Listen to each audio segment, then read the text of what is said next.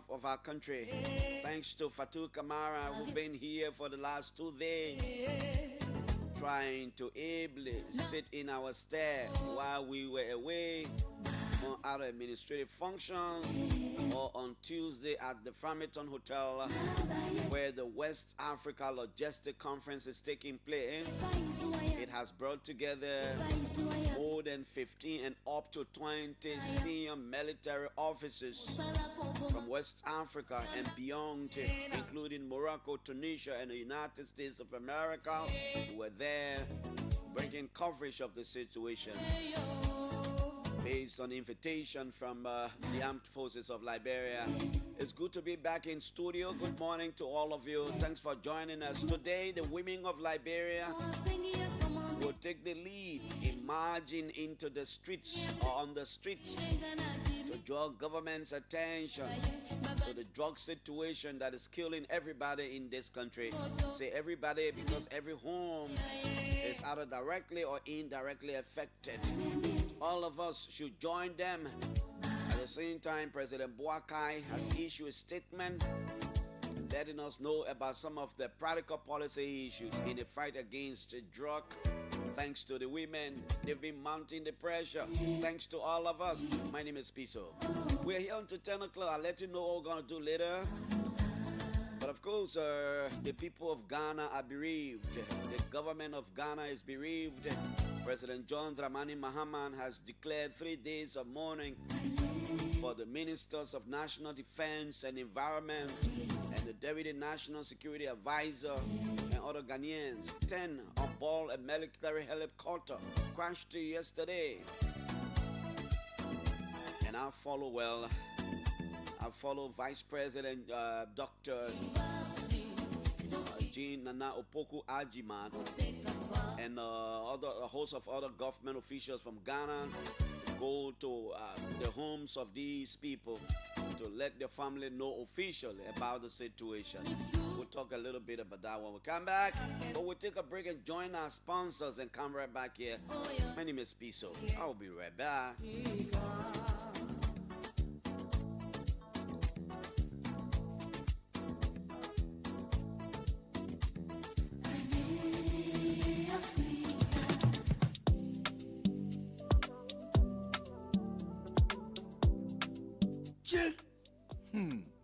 Things are on me, with the emergency. How do I manage again? But I know. Why are you sitting here just talking by yourself? Julie, I need money quick. I won't go find somebody to credit me. Then I will pay them as soon as I get paid with the more in. EcoBank can credit you, but the only thing you have to pay in 1 month, and the good thing, the interest are just 3%. For you? Yeah, just go to any EcoBank branch and you ask for the form to enroll you on their salary advance platform. When they give you the form, you fill it up and you make sure your HR sign it. Then you take that form back to the bank. After you carry it to the bank, they will send you a message to let you know that you're already on the platform. Then you can use the *326# and request for 50% of your salary. Instantly, you will receive it. Wow, just like that? Pray any to more money, Judy. I'm going to the bank to pick up the form quick. Yo, go get the form quick. In less than 1 week, you will receive the money. And what I like about it, and they can't even ask you for collateral set. I go with there right now, no wasting time, oh. I'm not saying you must not go there right now. You must make sure you pay the bank money back. Hey, Judy, that you talking so, I will pay back quick so I can credit again. EcoBank now easy, oh.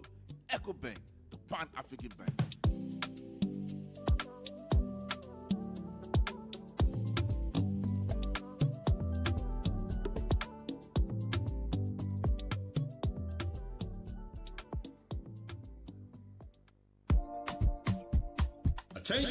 Attention to all lovers of the good things in life. A house is not a home, and a home is the one place where you should feel relaxed and accomplished. Your home should reflect who you are. So, it's time to make that upgrade with minimal damage to your pockets. And I have the perfect solution for you. Home Sweet Home, located on Benson Street, between Center and Buchanan Streets, got you covered. From the kitchen, we have air fryers, juice makers, pressure cookers, freezers of all sizes, and all the modern kitchenwares you can think about. From the bedroom, we have top of the line exquisite beddings to give you that great night's sleep because you have earned it, and soft, comfortable towels for your bathroom. And in the living room, we have high-definition TV sets of all sizes, unique aerial rugs, classy curtains in all the colors you desire, wall paintings of different sizes and colors, furniture, and everything you can think about for the home. All that at unbelievable prices. We even have low voltage, high quality washing machines and dryers to keep your clothes fresh and new at all times. As a bonus, we have fashion accessories for both the young and the old, designer quality bags, hats, and rare jewelries. So if you love yourself, your family, and your home, it's time to treat it right. Visit Home Sweet Home on Benson Street between Center and Buchanan Streets for that needed upgrade. Or you can call them on 0886 834 944 or 0770 581 420. Home Sweet Home, for the love of a classy home.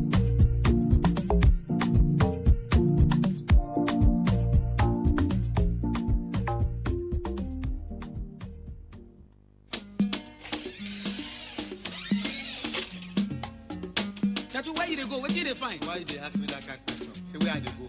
Where I dey go? I dey come.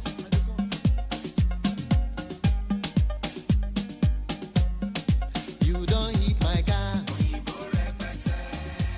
You Menju, why you walking and talking all by yourself so? My sister, the car business are really thinking about so to get car in this country is really not easy. Since I put in for my cars and other goods, it is almost 1 year I can't get anything. But it says stranger who always asks don't miss their way. Haven't you heard about urban used cars and auto parts? You mean urban used cars and auto parts? Yes, urban used cars and auto parts is 100% Liberian-owned business. With urban used cars and auto parts, you can purchase your new cars, used cars, and all cars parts directly from America for an affordable price. Urban used cars and auto parts can also help you ship your parrots, your boxes, containers, and other goods from your relatives abroad within just 4 to 6 weeks. Wow, this is a good news. Where can I find urban used cars and auto parts? If you are in Liberia, Urban Used Cars and Auto Parts is located Fish Market, Tottenham Boulevard, Monrovia, Liberia. And in the USA, 220 10th Street, Brookhaven, Pennsylvania, 19015, United States of America. You can also visit their Facebook page, Urban Used Cars and Auto Parts International, or call cell number +231 887 012218. Thank you for this information. I am visiting Urban Used Cars and Auto Parts to begin the process of my car and other goods. Urban Used Cars and Auto Parts. Our goal is to allow Liberians have access to buying things from America without being cheated.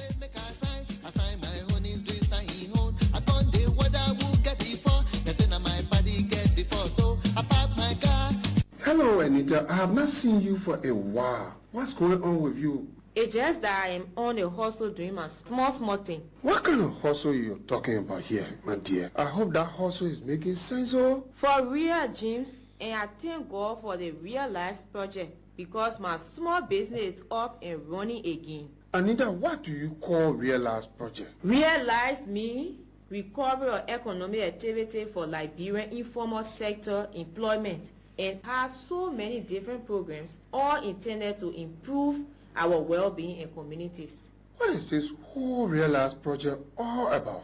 This realized project has 4 important activities. My ears and brains are open where to learn about this realized project. Let me tell you about the first one. Grant support to vulnerable households to revive or start small business, SSB. The SSB activity provides small money and technical support to scale up existing businesses and to initiate new businesses to enhance livelihood opportunities. The amount is $900 US to each selected household. Activity number 2 is labor-intensive public works. LRPW is operating in selected communities in Monserrado and McGibbon counties. The LRPW activity is to provide 17,000 families with short-term work and develop their working skills. Community members on the project will choose sub-projects they want to do for their own community. Each worker will receive small money for his or her time, and the tools will live with the community after the project. The next activity is called Community Livelihood and Agriculture Support class. This component is aimed at improving livelihood opportunities through community agriculture activities and supporting community development for poor people in the interior. It will work with 16,200 families in 8 counties: Bomi, Bon, Grand Cape Mount, Bapolu, Grand Jide, Lofa, Nima, and Sano counties. Activity 4 is called the Social Cash Transfer (SCT) program in River G, Grand Cru, River Cess, and Grand Bassa counties. 16,000 families will benefit again throughout the life cycle of that project. Wow, thank you, Anita, for explaining these good things about the Realize project. But let me ask again, so how long this project will be here for now? The Realize project is expected to end in December 2026. But this Realize project very good for the poor people. Yes, so James, the Realize project is really doing well for me. This message is brought to you by the Realize project implemented by the Ministries of Youth and Sports, Gender, Children and Social Protection, and the Liberia Agency for Community Empowerment, LACE, funded by the World Bank, Swedish International Development Corporation Agency, SIDA, French Development Agency, AFD, and the government of Liberia.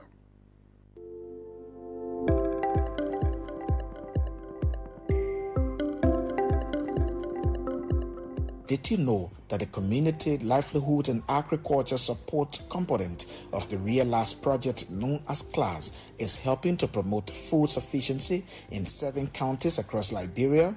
Yes, the CLAS component is operating in Bomi, Bong, Bapolu, Grand Cape Mount, Nimba, Grand Jide, and Lofa counties. The project is supporting 240 communities in these counties with 28 beneficiaries in each. The beneficiaries are allowed to select their own crops of their choice and plant on 35 acres. The project provides seeds and tools grants and pay each beneficiary farmer to work on their farm. Each community also benefits from $1,800 of development grant. The proceeds from the farm remain with the community for their own benefit. Join the Realize project to promote food security in Liberia. This message is brought to you by the Realize project operated by the Ministry of Youth and Sports, Ministry of Gender, Children and Social Protection, and the Liberia Agency for Community Empowerment, funded by the World Bank, Swedish International Development Corporation Agency, and the French Development Agency. Okay, welcome back to the OK Morning Rush on 99.5 OK FM. Today is Thursday, and it is the 7th of August 2025, and today the women of Liberia and others, as well as people who are being affected by dangerous substances in our country, will be parading in the streets of Monrovia to draw the attention of the government and the international community to the prevailing drug situation in the country, as part of efforts to get government rising up, to take practical action, practical steps. I saw a photo of what is her name? Giddings. Her last name, I think, is Giddings. Rosalind Giddings. The woman who was talking about her song. I saw a photo sharing her song. And and that photo is very encouraging. Or the message she's trying to send is that, look, no matter the situation, my first song is my first love, is my song. I'm not gonna give up on him. I call on all other mothers and parents and siblings and everybody not to give up on these people, because we are their last hope. If you attempt to give up on them, you will just be breaking them down. We'll come back to that, but we'll read a statement from Jubilee House in Ghana. Jubilee House is what we call here the Executive Mansion. President John Dramani Mahama has suspended all his scheduled activities and programs for the rest of the week following Wednesday's national tragedy involving 8 persons who died in a helicopter crash. There will be 3 days of national mourning starting tomorrow, which is today, Thursday, 7th August. The government, through the Chief of Staff, has meanwhile directed that all flags must fly at half-mast until further notice. Felix Ofosu, Member of Parliament and spokesperson to the Office of the President and the Minister of Government Communications in Ghana, he signed this. So there was a helicopter crashed yesterday in Ghana in the Ashanti region, and the Minister of National Defense, a very lively human being, a lot of videos have been coming up. A very, very lively human being, you know. In all of the videos, you see him smiling and all these things. The Minister of National Defense, the Minister of Environment, the Deputy National Security Advisor to the President, and others. They were 8 in number. All of them died. The whole of yesterday, I spent it on watching Joy TV. I don't want to tell you how the bodies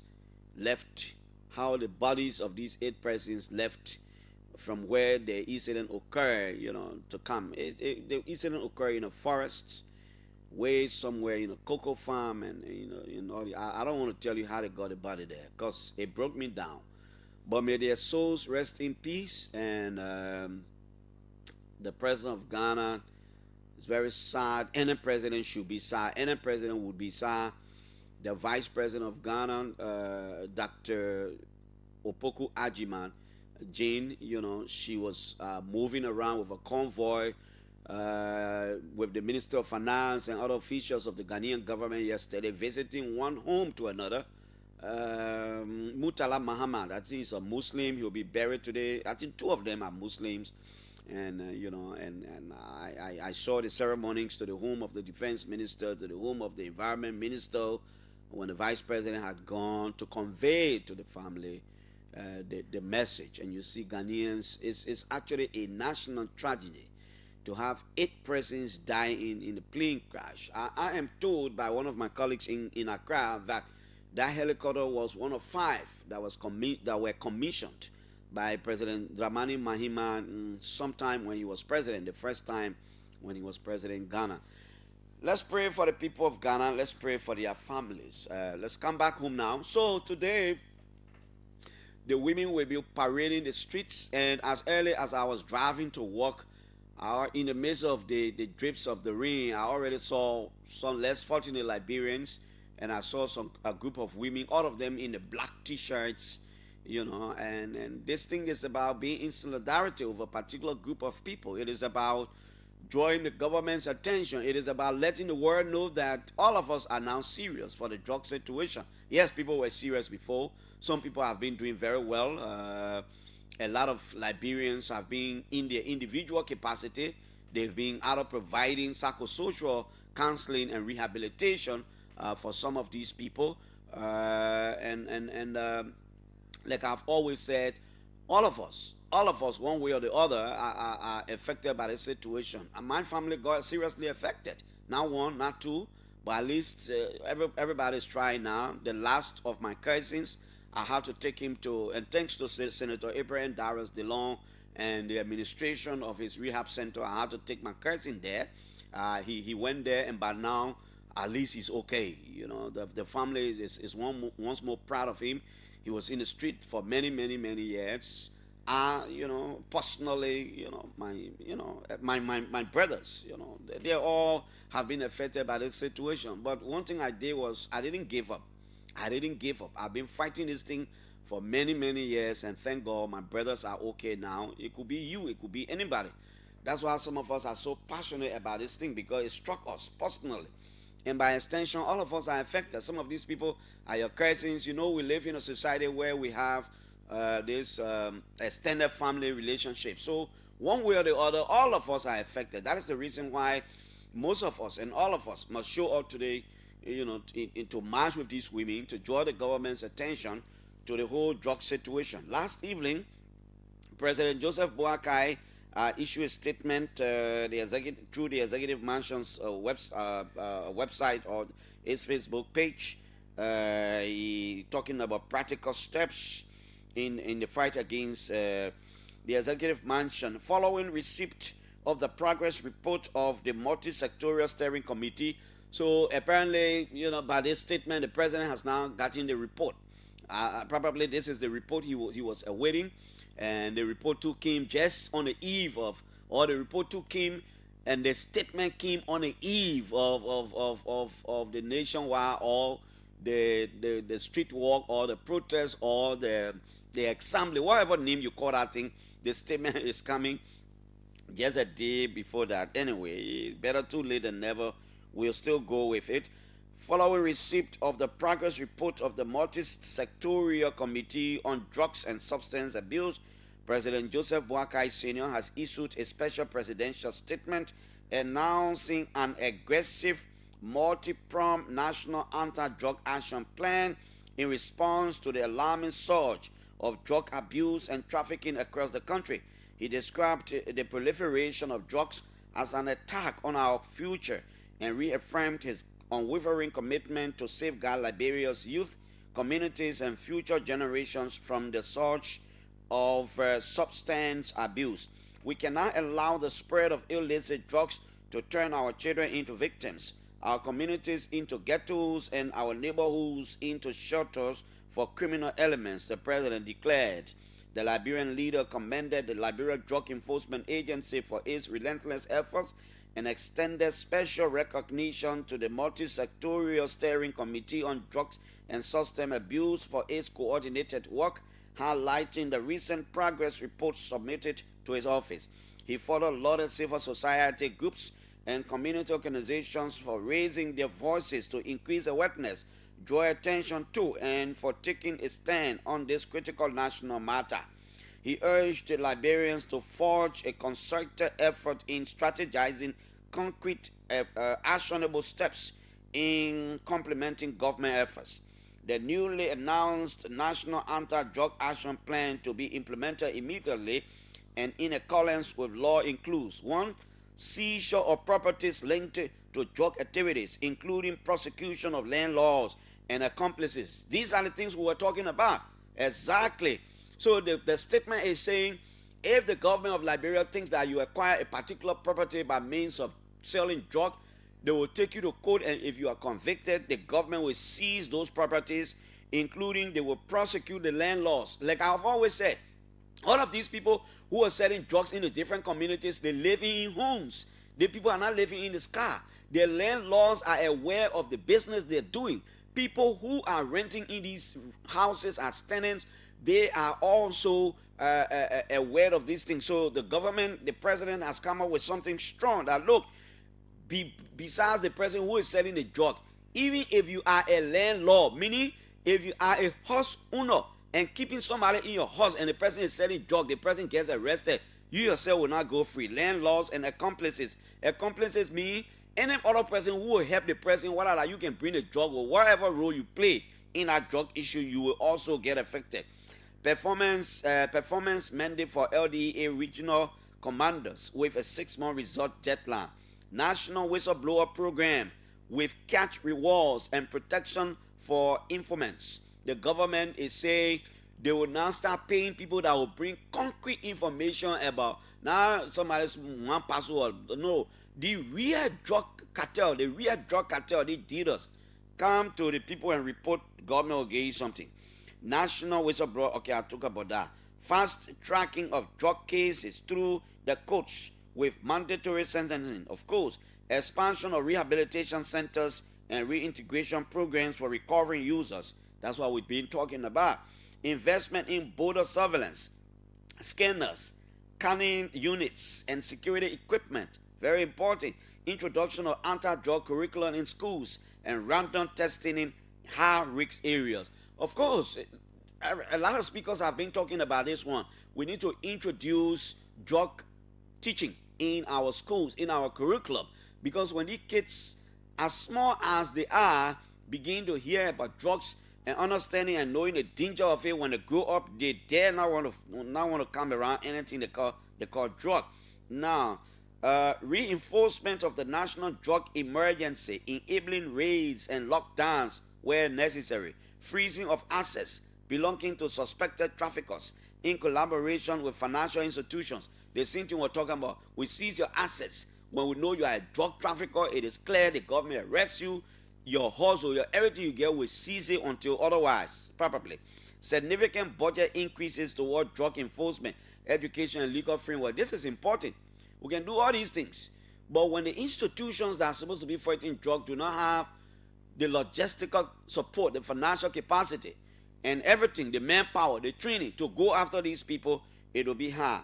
President Bouaka emphasized that the fight against drugs will be non-selective and relentless, stressing that no status, no title, no uniform, and no connection will protect anyone involved in drugs. And it's a whole list of everything down here. This is why the president had said, the government is saying, well, at this juncture, we as a country, we got to be serious about the drug thing.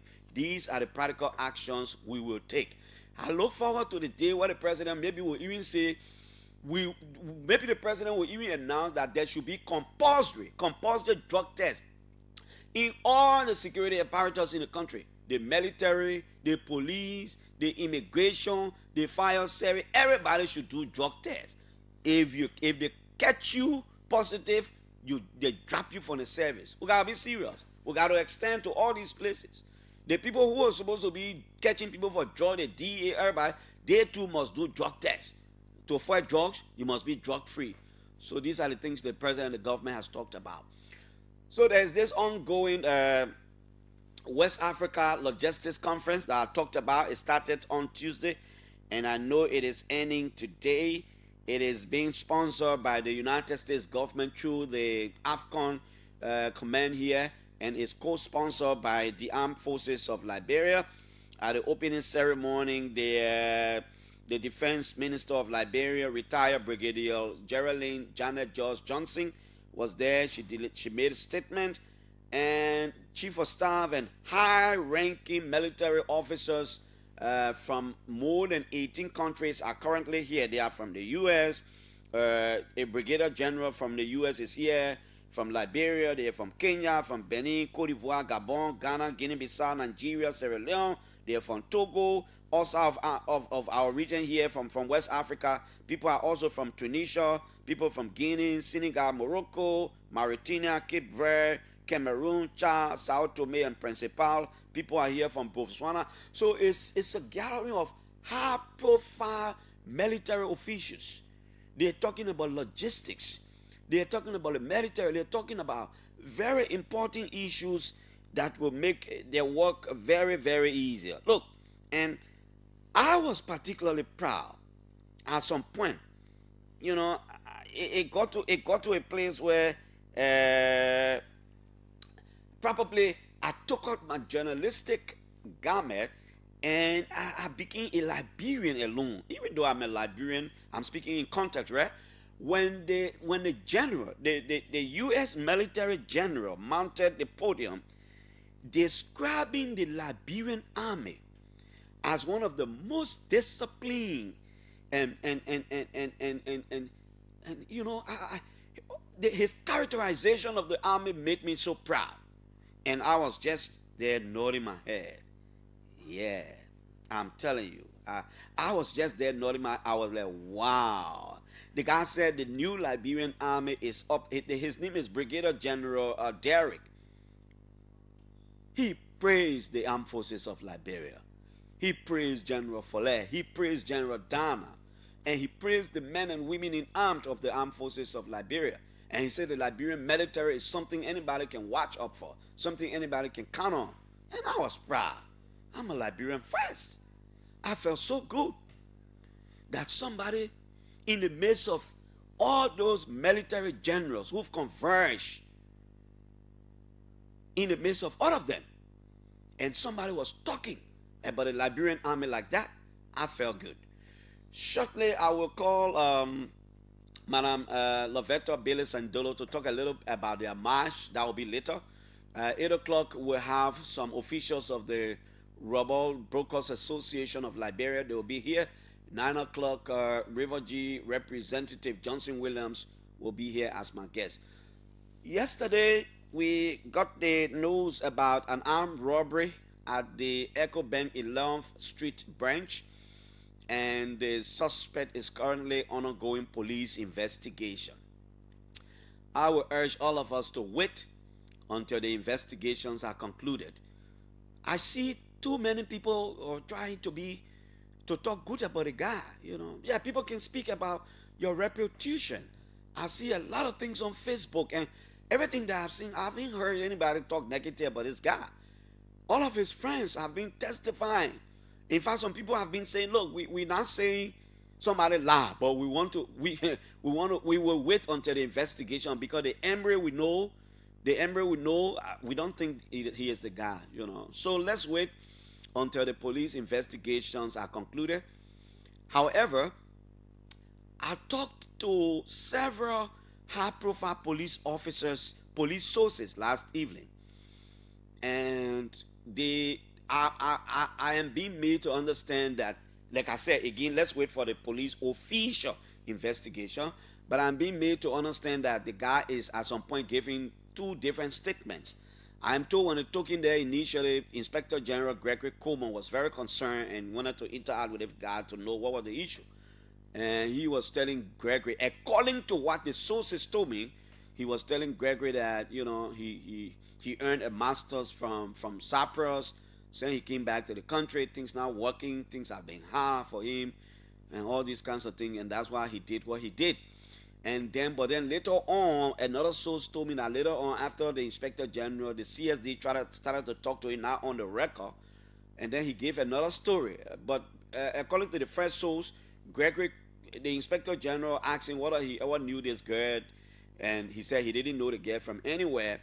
But then in his second explanation to the CSD team off the record, he was telling them that he and the girl had a relationship before. So police sources told me that the guy was giving two different conflicting information. But I think this morning they were officially acquainting with all of his rights, and probably in the midst of his lawyer or the presence of his lawyer, and then they will start maybe taking statement from him. But one thing I came across from all of the police sources that I spoke to, even though they said at some point he was giving different statements, but one thing I came across was that he was actually arrested with a single-barrel pistol gun. And you know this short single-barrel gun? They said he was arrested with a short single-barrel gun with 2 rounds. The gun was in his bag. That was one thing all of the sources told me. That was one thing they confirmed. They said even though he's giving different statements, but he was actually arrested with a single-barrel pistol gun with 2 rounds. The other thing is that they told me was even last evening, they had to carry him to the hospital for physical examination. That's what my sources told me. Because at some point yesterday evening, he started behaving abnormal. That was what my sources confirmed, told me. They said at some point yesterday evening, the guy started behaving abnormal. And so when he started behaving abnormal, they had to carry him to the hospital for physical examination. So the police will see him today. Now, following our discussion on the National Port Authority the other day, the National Port Authority, Ministry of Postal Affairs, Ministry of Post and Telecommunication, the ministry issued what it calls clarification. It issued a statement on what it calls clarification on recent Moringa issue.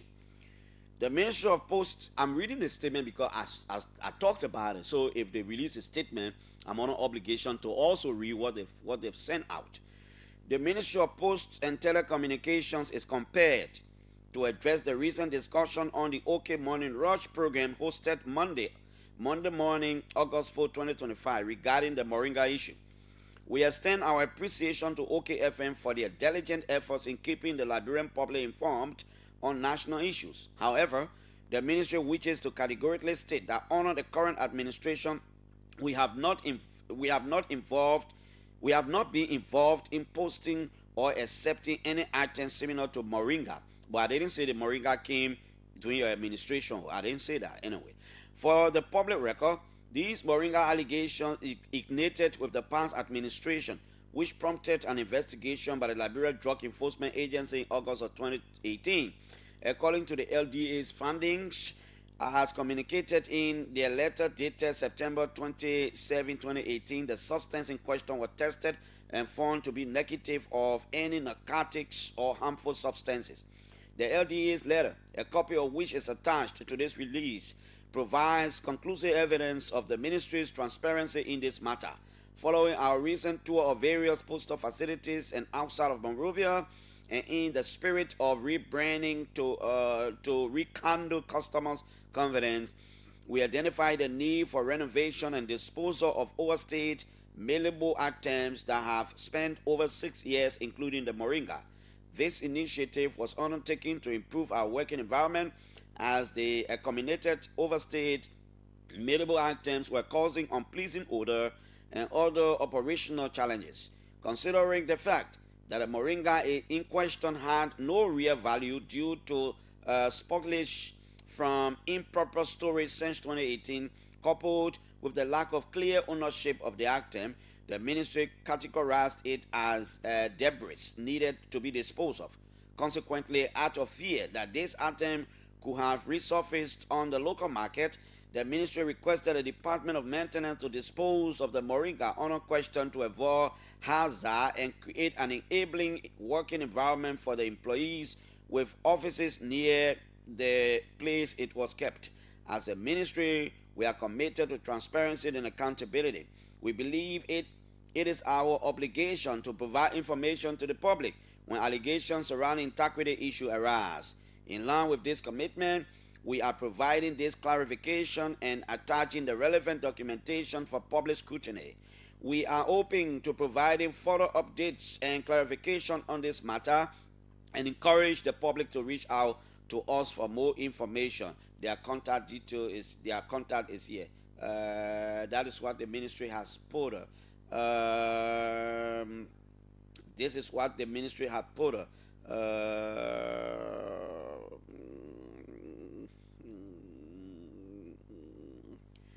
Okay, so like I said, the guy had on him a gun. They shot single barrel, right? Okay. Now the Ministry of Postal Affairs. Now the ministry says it remains transparent, blah blah blah. But it left something very crucial or critical. In her communication to the minister, Deputy Minister passed away, and I will read that portion of her communication again. So I remind the Minister of Postal Affairs. You say you want to be transparent, but here is it in the woman letter. In the letter, remember the woman wrote, the Deputy Minister wrote the Minister of First letter, reporting that this thing, the way it left, she had no idea, and the minister didn't respond. Then she wrote this reminder letter. But way down here, one paragraph, she said, moreover, you told me that disposing the inherited Moringa should involve the Drug Enforcement Agency during the auctioning when the public notice advertisement had taken place, thereby enabling customers to be aware of the now, by the way the letter is written, the letter that was written to the minister, by the way Deputy Minister Passawa wrote this communication, it tells anybody that the Moringa were not rotting. That Moringa was never rotting. How do I know? By the way the letter was written. Look at here. She is telling the minister, besides everything I told you, I'm writing. Moreover, you told me that before we dispose of this thing here, we would have gotten the Liberia Drug Enforcement Agency involved in the auctioning when the public notice of advertisement had taken place. Meaning, we will auction it, we'll sell it. Meaning, we'll sell it. But before we sell it, we will make public announcement. We will get the Liberia Drug Enforcement, the Liberia Drug Enforcement Agency involved, so that they will know that we're not hiding anything. we will do announcement. We will advertise. Maybe we'll put announcement on the radio that the Minister of Postal Affairs got Moringa that will be selling. We'll auction this thing. Auction it means we'll sell it small money, but we'll sell it. So how can the woman be writing a letter that day, then the minister then telling us say the thing was writing the true away? The woman is a deputy minister for operations. In fact, it is in her preview. It is part of her function over there. She is the supervisor. Now I see the reason why a lot of the employees there are saying the minister is the reason why the postal inspector general does not respect the deputy minister who is his boss. That's why I've been hearing. Now I see. So the minister making a little, hey, we get nothing to hire. We threw the thing away because the order was bad. But in the woman communication, the woman said, Minister, when you and myself talk before, you told me that before we auction the thing, before we do anything with the thing, LDA was going to be involved. Was the LDA ever involved, Mr. Minister? Okay, let's agree for the argument that you dispose, you wasted it, you threw it away, you brand it, whatever. Why didn't you include the LDA? For the sake of transparency. But I will talk more about this thing on Monday. I'm getting additional information on the postal affairs situation with the Moringa. I'll talk more about it. On Monday, we will continue on our discussion. This is the OK Morning Rush. I want to call Mrs. Lovetta Bailey Sandolo at least for 2 to 3 minutes, and then we can talk more about it. Let's talk a little about the whole issue about the parade today, and then I can open the lines. Then 8 o'clock I will take my guest right here on the OK Morning Rush. Yeah, if you didn't have anything to have, you people would have included the Liberia Drug Enforcement Agency. That means saying that your deputy minister said it, one of your deputies. She said, I want you to discuss, and I want you promise her, but you didn't do that. Hey, let me talk to Mrs. Sandolo. Mrs. Sandolo, good morning. How are you? Good morning, Clarence. I'm well this morning, and I'm excited to see people are coming out. As I drove from my house this morning, I see a lot of people boarding buses to come to the gathering point. So I am excited, to see a new thing happening in Liberia today. That's correct. Are you in your official uniform now? And just give us a picture of the parade today. Where are people going to be gathering? From where? And what are you going to do? Are you going to present a statement? What is it? Just give us a picture for those who have not been following. Yeah, so I'm currently, as you rightly said, I'm currently in my uniform. I'm dressed black down. And we are currently at the Vamoma House and waiting others to join us. We also have another gathering point that is the free port of Moringa, wherein Thomas Voodoo, all of them, they are expected to coordinate people from Gardensville, Broadway, Virginia. That's the entire bourgeois island. And so we will start the march from the 2 assembly points exactly at 9 o'clock to move to the Capitol Hill, during which time we will present a petition to our government. Wow, that's good. Have you read the government statement, the president's statement issued last evening? No, I haven't had the time to read it. We've been very busy with organizing this event today, so I haven't really had the time to read it. This is my first time even hearing about it, but we're hoping that our government, will, and we know that our government is a responsible government and that they will come out today to receive the petition from its citizens. Okay, so the executive management issued a statement on practical steps the government intends to take to address the drug situation. Now, in your mobilization, did you include some of the people who themselves are affected by this situation? Will we see them part of the parade today? Precisely. We have different groups that are affected. Some are victims. Yesterday, we picked up on your station, the OPFM, evening, the afternoon show on Julius. And we also took one of the victims. He was in drugs for 12 years. 12 unbroken years. So you're going to have many of these kind of people, being apart, and we're also going to have people that are still taking drugs. Yesterday, Bruce and Amaginis were on Center Street, Gerda Street, distributing shots to all of those, and they have all committed themselves to coming out today. Do we still have T-shirts? Say that again? Do we still have T-shirts? Well, I don't know. I had like 3 T-shirts in my car, and when I came here at the moment, I saw a few people who wanted to be a part of the march and never had a T-shirt, and I give it to them. I do not have a T-shirt. I don't know if others have, but I mean, if you have T-shirts in your car, whatever, just bring it to the assembly points. We need these T-shirts to be distributed to people. You can just give them up. There's no need keeping them. So whoever has T-shirt in cars or home, just bring them out and help somebody who doesn't have. However, we are encouraging everyone to come out in your black. You don't have to have printed shirt.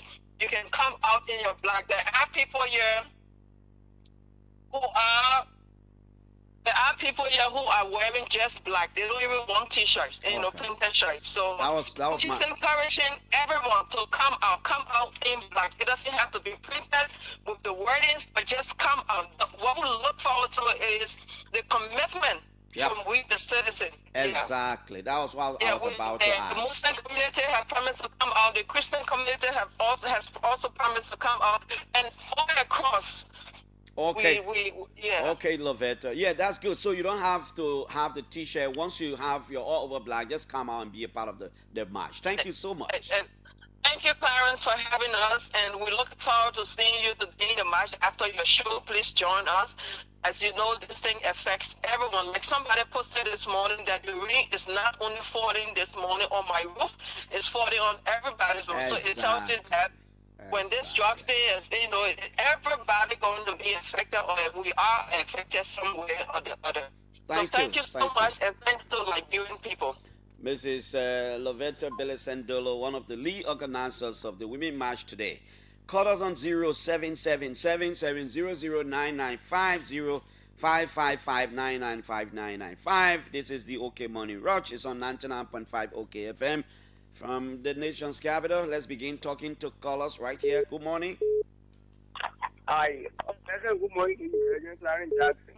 Good morning, Chief. This is the voice of artist Jeremiah C.J. Cooper. And I do join you this morning for along the Japan Freeway on my way to town to form part of the parade today. Let me appreciate the organizer of this parade indeed. But the statement by the president, to me, that statement is very insincere, because he has been in power 1 year, 6 months plus. If he had better intention, if he had a good intention towards drugs, I think that statement would have been released ever since. But the parade being today and he releasing that statement last evening, it means that you want to undermine the vigorosity.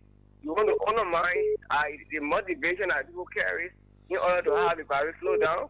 Because we want the world to know that indeed today our people are dying from drugs. So we need people to gather in their thousands to send a signal to the world that indeed there is a need for the issue of drugs to be tackled holistically.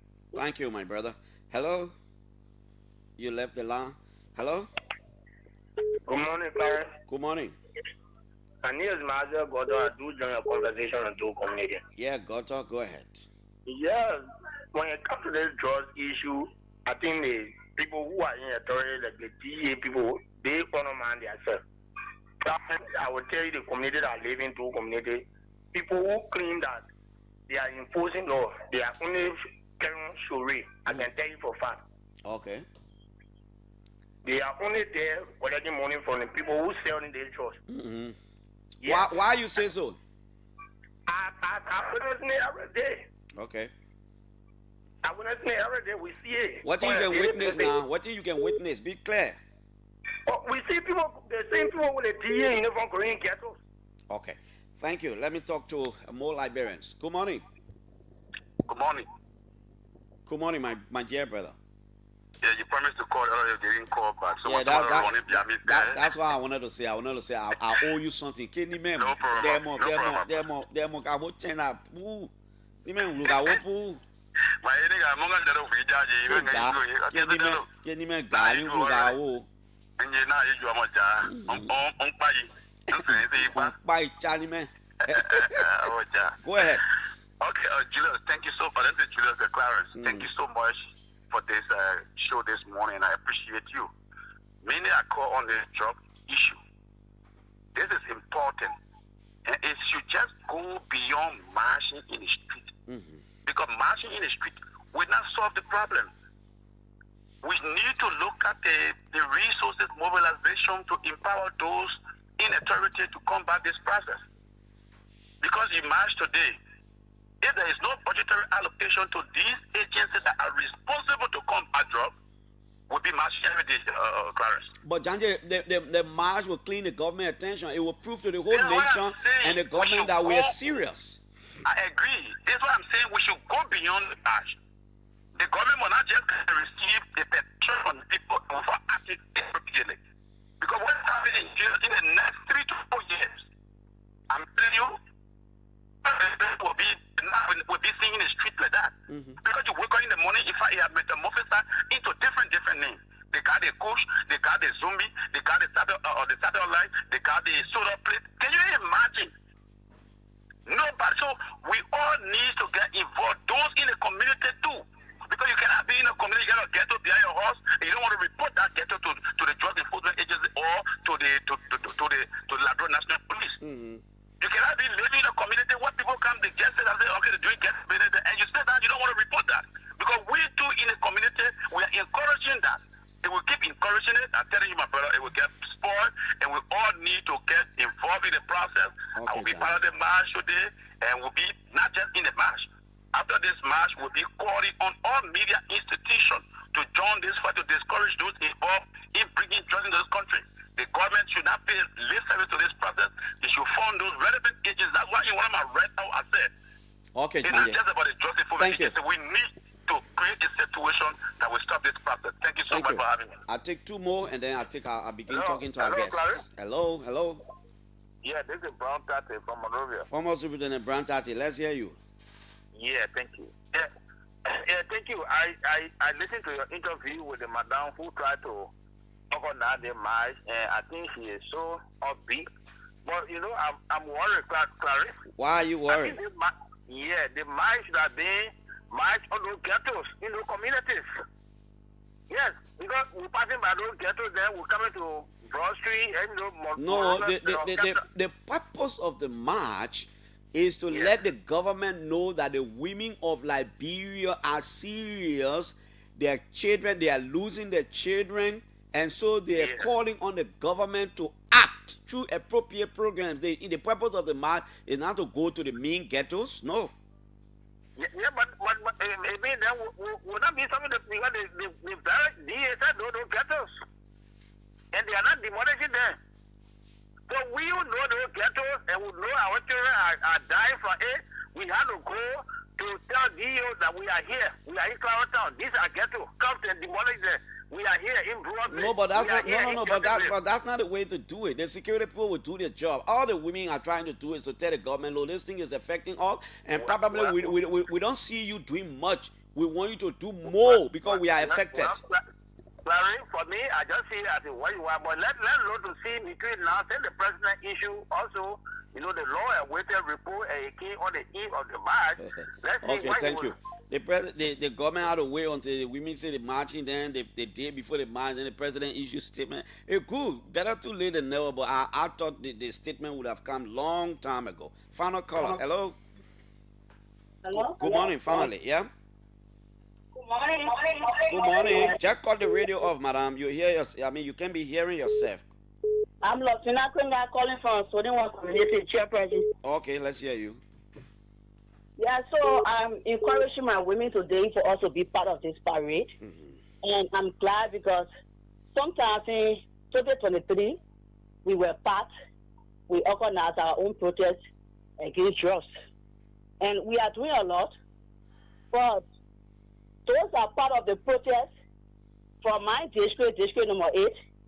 They appointed the ambassador to organize, but We have been called on the ambassador. They also are just showing themselves. They come on Facebook, take picture, and they are not into the process. They want to politicize the whole thing. We are calling on them, let them organize the protest well, because we want to come out. But right, you are ambassador for the district. You should bring enough banners and send it to our community. Let everyone come out, because we are affected. So I'm calling on them, wherever they are, let them organize the protest well, because my community Soniwa is coming out. Thank you. Thank you. Okay, no more call. Our guests are here, and we'll talk to them. They think serious. My man had to come from way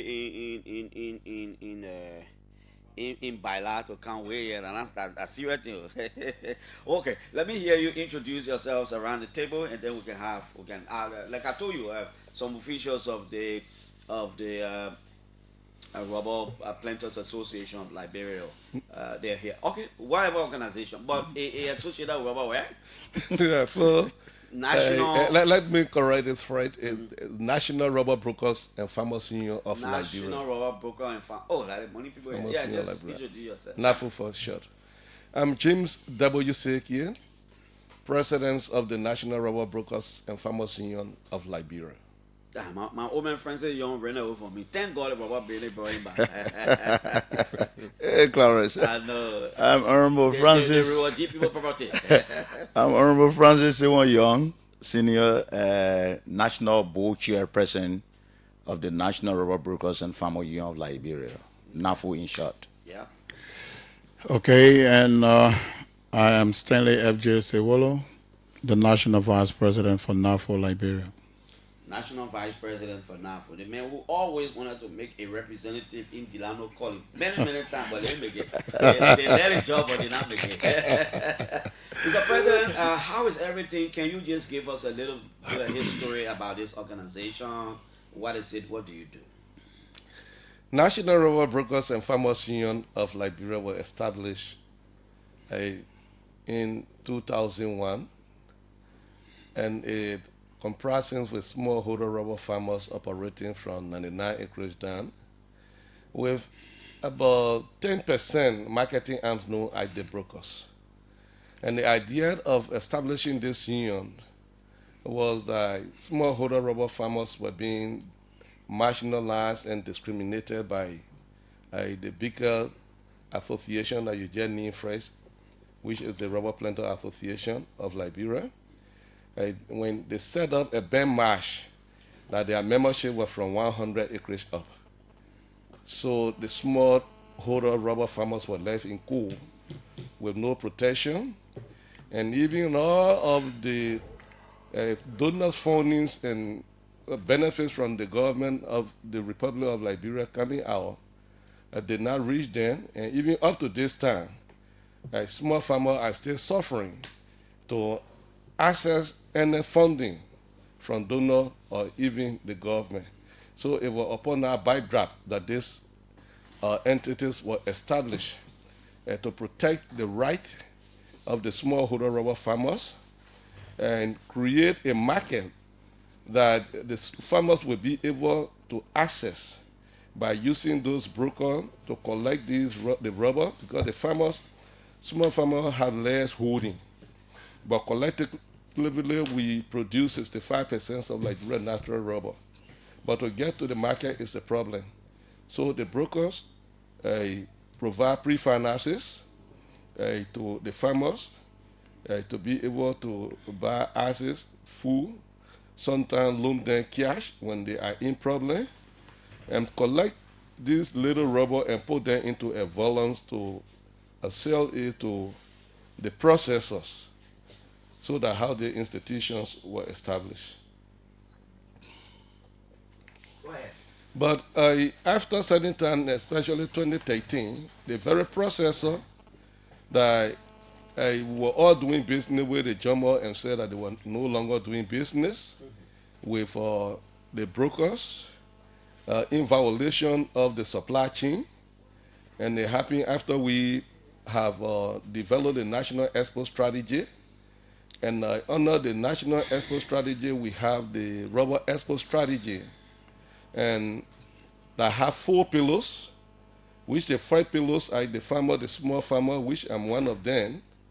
And we have the input providers who operating store and shop that supply agrochemical and equipment. Then we have the service provider that the aggregators I found honor that we need brokers. And under that supply chain, you have the brokers who are the aggregators. You also have transporters. Those are in a vehicle's business that their vehicle can be used to deliver the product. So whatsoever size that we intend to carry it. And the last one are the tappers who work on the farm. Okay. Then the fourth one are the processor, like the Firestone, the jetty, the lab, so that how the whole thing is structured. That's good. But today, that supply chain has not been respected. The processor has destroyed the pillars, and that is the reason when people talking about added value, and we now understanding because you can't add value without respecting the supply chain. Okay, we're coming right there. We're coming right there, and we'll begin with former Representative Francis Young. But I want to firstly read an executive order that was issued recently by the president to pave the way for our discussion. So recently, President Joseph Boakai issues Executive Order number 151 to restrict export of unprocessed rubber and promote domestic industrialization in an effort aimed at revitalizing Liberia's rubber sector and fostering inclusive economic growth. President Joseph Boakai has signed Executive Order number 151 instituting sweeping measures to restrict the export of unprocessed rubber and promote domestic value addition. The executive order, effective immediately, seeks to transition Liberia's rubber industry from an extractive raw material export economy into a value-added, job-creating sector that supports GDP growth, employment, and export earnings. He says, for too long, Liberia has exported its rubber in raw form, forfeiting opportunities for domestic manufacturing, job creation, and increased revenue, President Boakai stated. This executive order is a turning point. We are laying the groundwork for industrialization, value addition, and long-term economic transformation, the president said. Key provisions of the executive order number 151. 1. Export restriction. The export of unprocessed rubber, including natural latex, cup loom, back scrap, ground scrap, and other forms listed on Schedule A is now restricted. Only processed rubber, such as technically specified rubber, is exempted. Tax, so there is an exemption. Tax and fee registrations. Exporters must comply with new fiscal obligations, including a 4% presumptive tax, Rubber Development Fund incorporated fees, and a subcharge of US $150 per metric ton. Export Permit Protocol. Exporters must present official tax and fee receipts, a valid tax clearance, and secure approval from the Ministry of Agriculture, followed by export permit declaration issued by the Ministry of Commerce and Industry. Post-export taxation. Exporters are required to remit an advance income tax of 4%, small taxpayers of 2%, minimum / large taxpayers immediately after export. Strict penalties for non-compliance. Entities that falsify documents or evade the provisions of the executive order will face a US $50,000 fine for the first offense, with repeat violators subject to additional penalties and revocation of export privilege. Now let's just stay right there. Mr. Graham, initially, Mr. Young rather, what do you make of this statement? I'm saying you as your institution. What do you people think about this executive order file? Because as I was reading somewhere when I talk about exemption, all of us say, what's going on? Clarence, thank you so much. We believe in President Joseph Nyeman Boakai, and that's the reason why he was elected to take over this country and do the needful thing. How be it? Today, the national export strategy that was crafted, it was not automatic. There were key players who took part into that. From 2011 to 2013, in fact, it was launched on April 29 at the Moringa City Hall, 2013. And those key players, one is this institution that you're seeing here now. If you look in that book, you'll see the name NAFO when the International Trade Center came to leave Liberia out of Ajay. Let me reflect you back, and I know the president will listen to me this morning. He served 2 terms under Manaseri as vice president. And when Dr. Christo was the agriculture minister, he said these things to Manaseri and misled her that even as we speak today, we don't have a manufacturing factory that will have a brand made in Liberia. All right? But they put Manaseri under the impression that they would have done it. And so she infused more than $21 million at the detriment of citizen tax that they are paid. All right? She made it for good. But those people who framed those documents made it for their own personal aggrandizement at the detriment of the common citizen. And we're seeing the same thing being replayed. Firestone being here since 1936. 26, you mean? Yeah, 1926. Yeah. They've been here and being on the one thing. All right? They think they're carrying the TSR that they are talking about all the time. Is it processing? It's still raw. Firestone carrying raw material out of Liberia. All right? And create jobs in other countries that they carry the rubber. So it's not anything to boast about. What is the TSR? Okay, they say only processed rubber such as the technical specified rubber Is exempted. Oh, that's why you call it TSR. Yeah, is it a processed rubber? It means it's still in process. It's still in process. Work in process. It has not reached anywhere yet. So as I'm seeing President Bouaka having the knowledge with the experience, 12 years when he stayed under Manaseri as vice president, we know constitutionally that vice president position is nominal. When you are there, you don't have voice, right? But you have the experience. You will see why your boss is going through. So if that boss become your predecessor, whatever mistakes that boss have, I think when you get there, you'll right those mistakes. Now, what am I speaking from? When Christo then did that, President Bouaka was there. And they went with impunity. The rubber we're talking about here today is not government that found it. This is private property. We're not talking about iron ore, gold, diamond, timber that government own, that they have power over. These are private farms that government did not even give improved planting material to. That government have not given subsidy to. And there where your executive order is strong, when people are carrying iron ore, and just wash it and carry it. But we come into that. The reason why I'm mentioning this is we will give you a clip to remind you that the president listened to himself.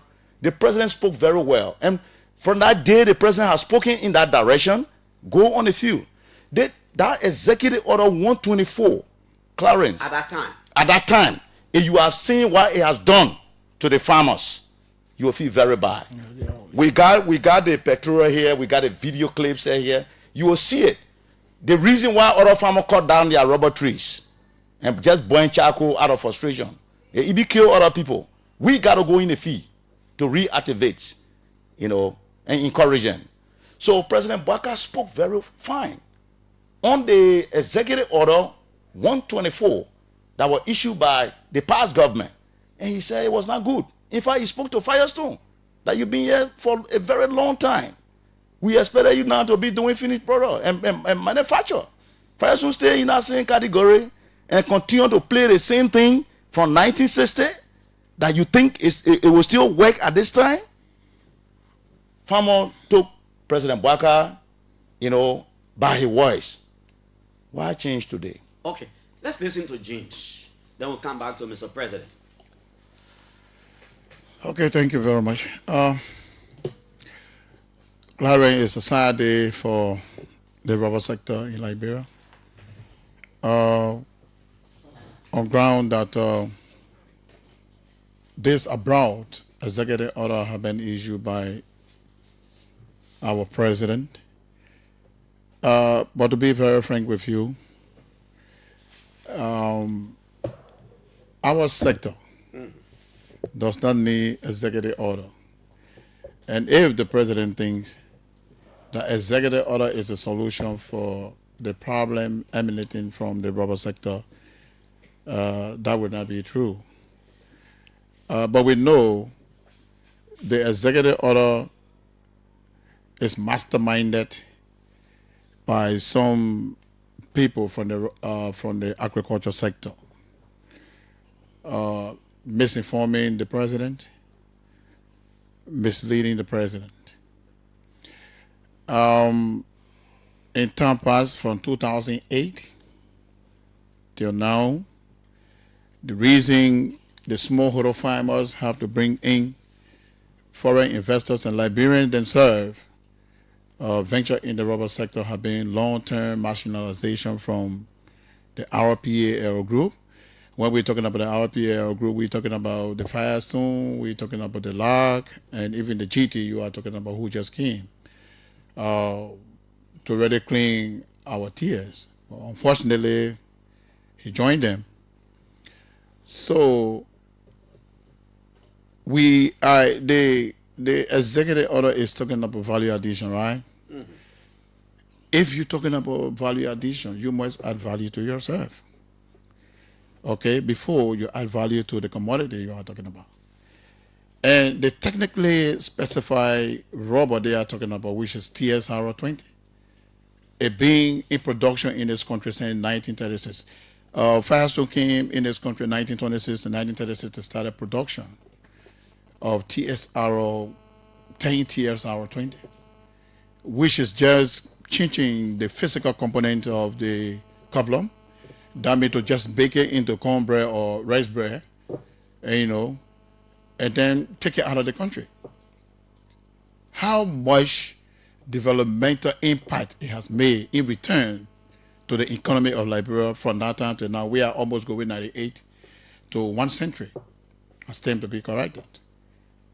What development that TSR has brought that today, that executive order is exempting. So it means that the president himself has been at that ministry. He was an agriculture minister before in time past. He knows exactly about what is happening in the rubber sector. The conflict and the instability in the rubber sector cannot be handled by executive order. It can only be handled by inclusion. The small farmers produce 65% of the total rubber that Liberia is producing. And the foreign companies like the Firestone and the other rest of it, they're just producing somewhere around 35%. And the executive order, we know the executive law from 1972. Executive order to be issued cannot be abroad. There must be a consensus building process in that particular sector with the lead actors. Those actors in that sector must be called, or the president must set a committee to go into it, and the committee must come from the Ministry of Agriculture that has the oversight responsibility to steer the affairs of the agricultural sector in general. But that has not been done. And most of the major decision making, smallholder farmers through their institution, NAFO, are always being exempted. And we are the major taxpayers in this country because we pay our 4% by delivery. And the concession companies like Firestone, they are responsible to pay taxes to our government. And then they give them the responsibility to withhold the tax that we were paying. and they pay their 2% by quarter, and we pay ours by delivery. Even if you take one plastic bag of couple, you carry it to the buying station, they will apply the 4% on it, and even the RDFI fee. And all these major groupings, we are not member. Even the pricing board they are talking about right now, how can you make a law in the absence of those the law is going to govern? Okay, let's come back to Mr. President. To what extent is this executive order incapacitating you, your institution, or maybe smallholder rubber farmers across the country? The president's intention, the government's intention is to do value addition. The president thinks for too long, people have just been carrying raw rubber out of the country. What's wrong with us trying now to add value to it? To say, no, wait a minute. We got to add something to this thing. It can't be business as usual. How is it affecting you, by the way? In the first place, we welcome industrialization. But the approach might be more technical than political. Okay, you think so? Yes. As the board chair said, we did the value chain program. In my team, myself, I chief of strategy.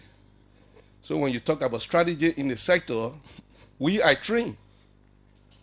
But it is unfortunate that people who ran away from the study are missing up thing here.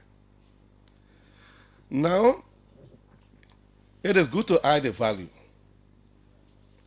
But where is the blueprint? What mechanism have we set up?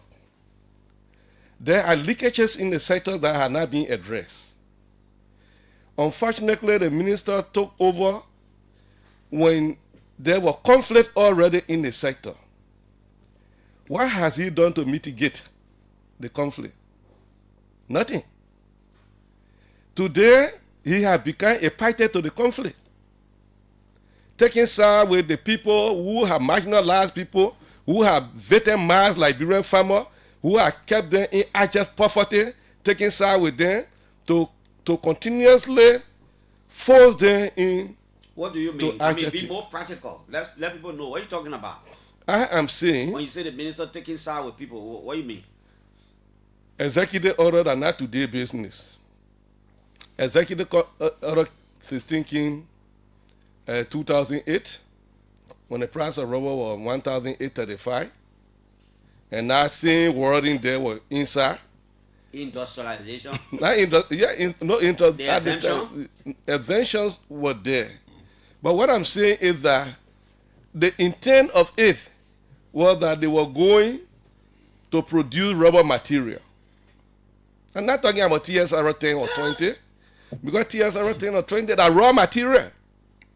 So if you are serious, stop this company from carrying raw material out of the country. So your point is, before responding to that, Minister, your point is, even the exemption they're talking about, it is still raw material. Yes. It is raw material. So your point is, in the worst case, if they meant well, they should include it. Yes.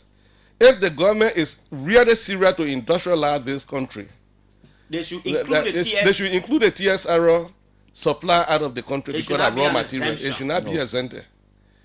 And beside that, a blueprint must be developed. Inclusively, the smallholder farmer who are the higher producers must be on the team. But you say the minister joining people, he's supposed to be protecting the smallholder farmers. He is not. He has joined RPAL, and their whole fight is to stop or enforce or to give our rubber to Jetty and Firestone then. So from what all you say, it seems there is a fight between RPAL and this your group. Am I correct? Long-standing fight. I told you from the beginning that when they established the RPAL, they denied the smallholder rubber farmers opportunity to become member of that association. Former President William V.S. Tubman warned them that discrimination was not necessary in the rubber sector. They refused. And it was upon that basis that President William Tubman refused to sign their eye into law. They don't have him bill. Call them, ask them, let them bring a UCA because of discrimination. And they are still practicing it. They are objected it to keep small farmer poor. So whenever there is an attempt for small farmer to improve, they will run for executive order. Who they? RPAL. The Rubber Planters Association. Yes, they have membership with Firestone, with Jetty, with Lab, this route. They operating from 100 acres up. And they protect the foreign company to exploit Liberian smallholder rubber farmers. But Francis Young, I mean, it will be difficult to believe because somebody will say, but the RPAL itself is a composition of Liberians. They are all Liberians. So how could they help foreigners to exploit themselves? But selfish and heartless Liberian. So Google there and see their contribution in rubber sector. Yeah, Francis, the only thing you will see there are executive order. Now, why are they confused? But you think the president know better? I don't think somebody will coerce the president to sign. I come in, boo. The president knows better. I believe in him. But what we are saying is that he been misled. You think so? The president has been greatly misled. And I want the president to set up a committee to go on the field and investigate. Some of the information that those guys giving to him, let him send people to see whether what he's saying is true. Like from your station.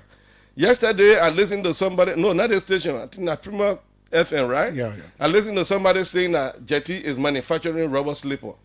Why you will continue to confuse the minds of people? Show me one rubber manufacturing plant in this country. But I think he's building a plant at Wiala that's supposed to manufacture. That's why I know. That's supposed to. I'm aware. He's my very good friend.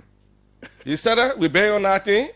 He said the first supply of the rubber glove was coming 2022. 2022 Nanikin. Okay, let's listen 2023 Nanikin. 2024 Nanikin. 2025 Nanikin. We're going to 2026. Do one pilot project. Let's see what you are doing. Okay, Young. Yeah. So Clarence, It seems this thing is bigger than what we know. Yeah, bigger than what you are thinking of. Yeah, you know, one of my sons was jubilating. He said, "Damn it, President Baraka, ready for development." You know, they say jobs coming and this, and I started laughing. And when I called the boy and I explained to him, he shed tears. But Clarence, let's go to the because fact. You only told him what you wanted him to know. No, I'm on a platform now.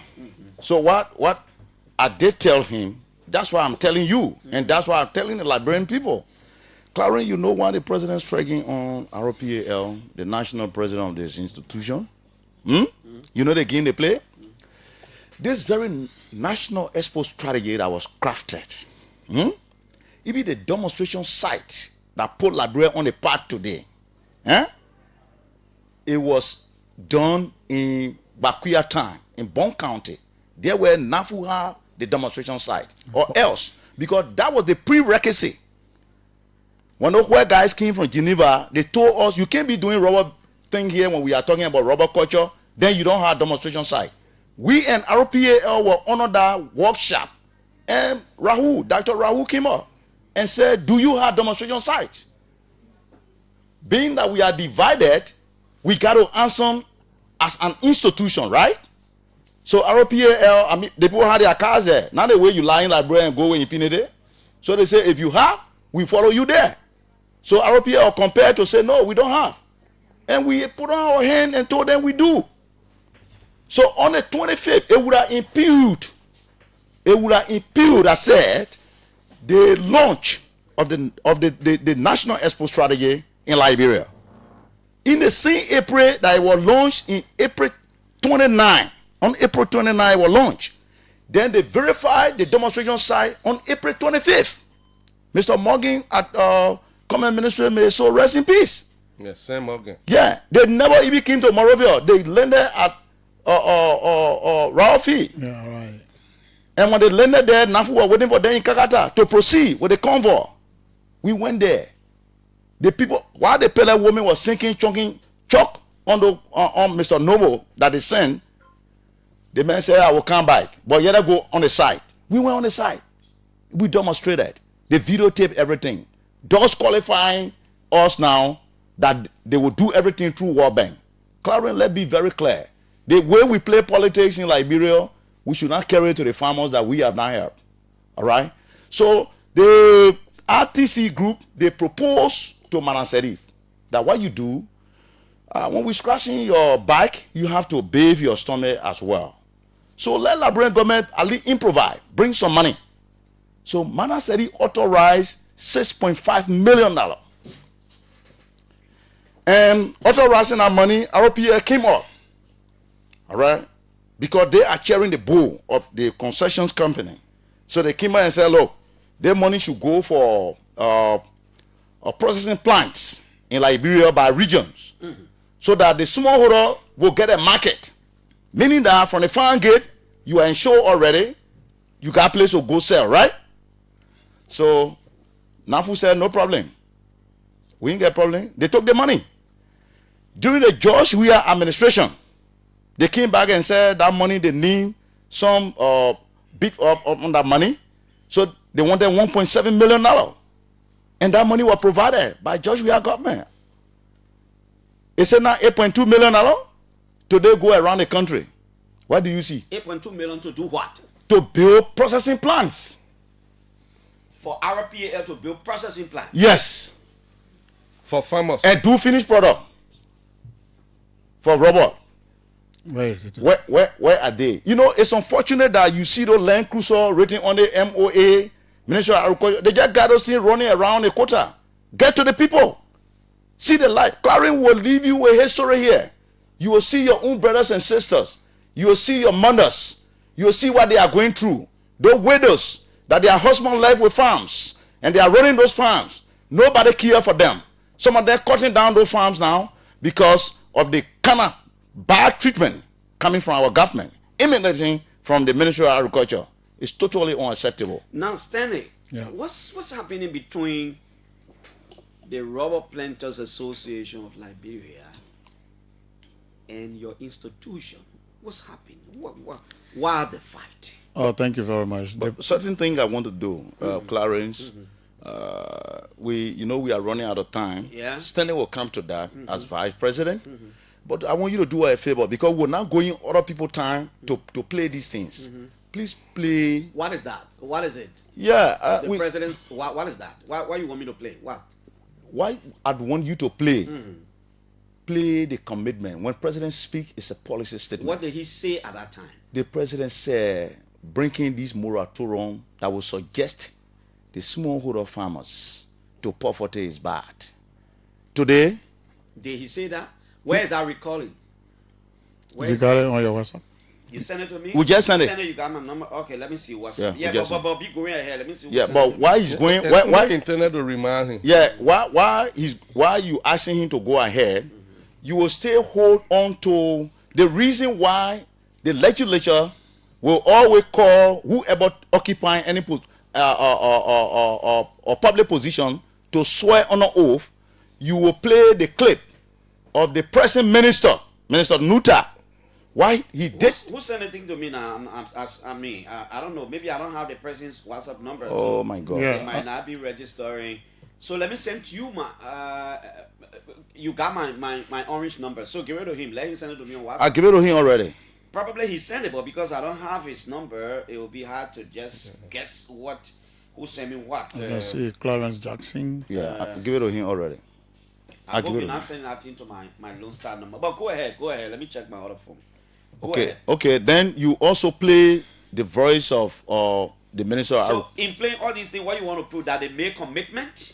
The president said he will not have changed it. But President Clarence, why you think all those formality for? Confirmation? When you go there, what you say that why they hold you back? Okay. So why change suddenly? No, but you can go for confirmation. You say something, but when you take over, you study the sector, and you see necessity, you can change. Yeah. So is there anything wrong with that? So when you are changing, those people you're making a policy for should be involved. But we hold you by your words. Why you honest to when you made that commitment? Were you living out of Liberia? So you can change. You can change if you make commitment and you take power and you know the commitment you made, what you were thinking of was different, and there is something good there to better the citizen, you can change.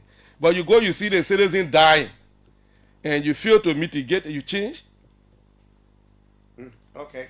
So, thank you very much. People calling down their rubber. Farm are shopping down.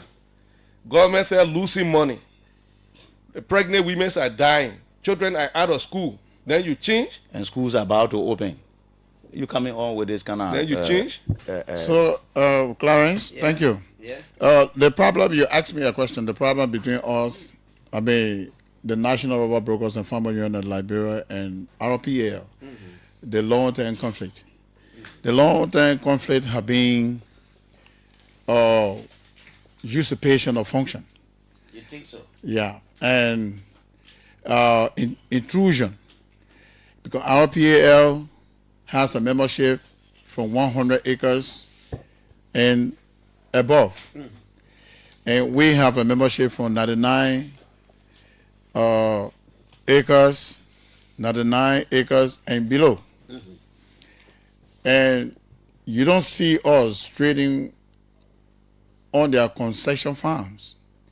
We trade outside of their concession farm. But they leave their concession gate, the RPA member leave their concession gate, intruding into our sector without our consent. And that is in violation of the Labor Practices Law, Article 4601A. And even it is in violation of ILO Convention 98. So these violations are done. And they are punishable under our law, according to Article 4606, paragraph 4B. So these have been some of the major confrontation between us and the RPAL. And when there are going to be a benefit coming to the small farmers through NAFO, they always go in with negative propaganda. And they always consider themselves again that they are legitimate. They were enacted in the law, and that is not true. We challenge them. We've gone to the Ministry of Justice. They were not able to prove it. We've gone to the Ministry of Labor. The Ministry of Labor invited them. Just this year, they were not able to prove it.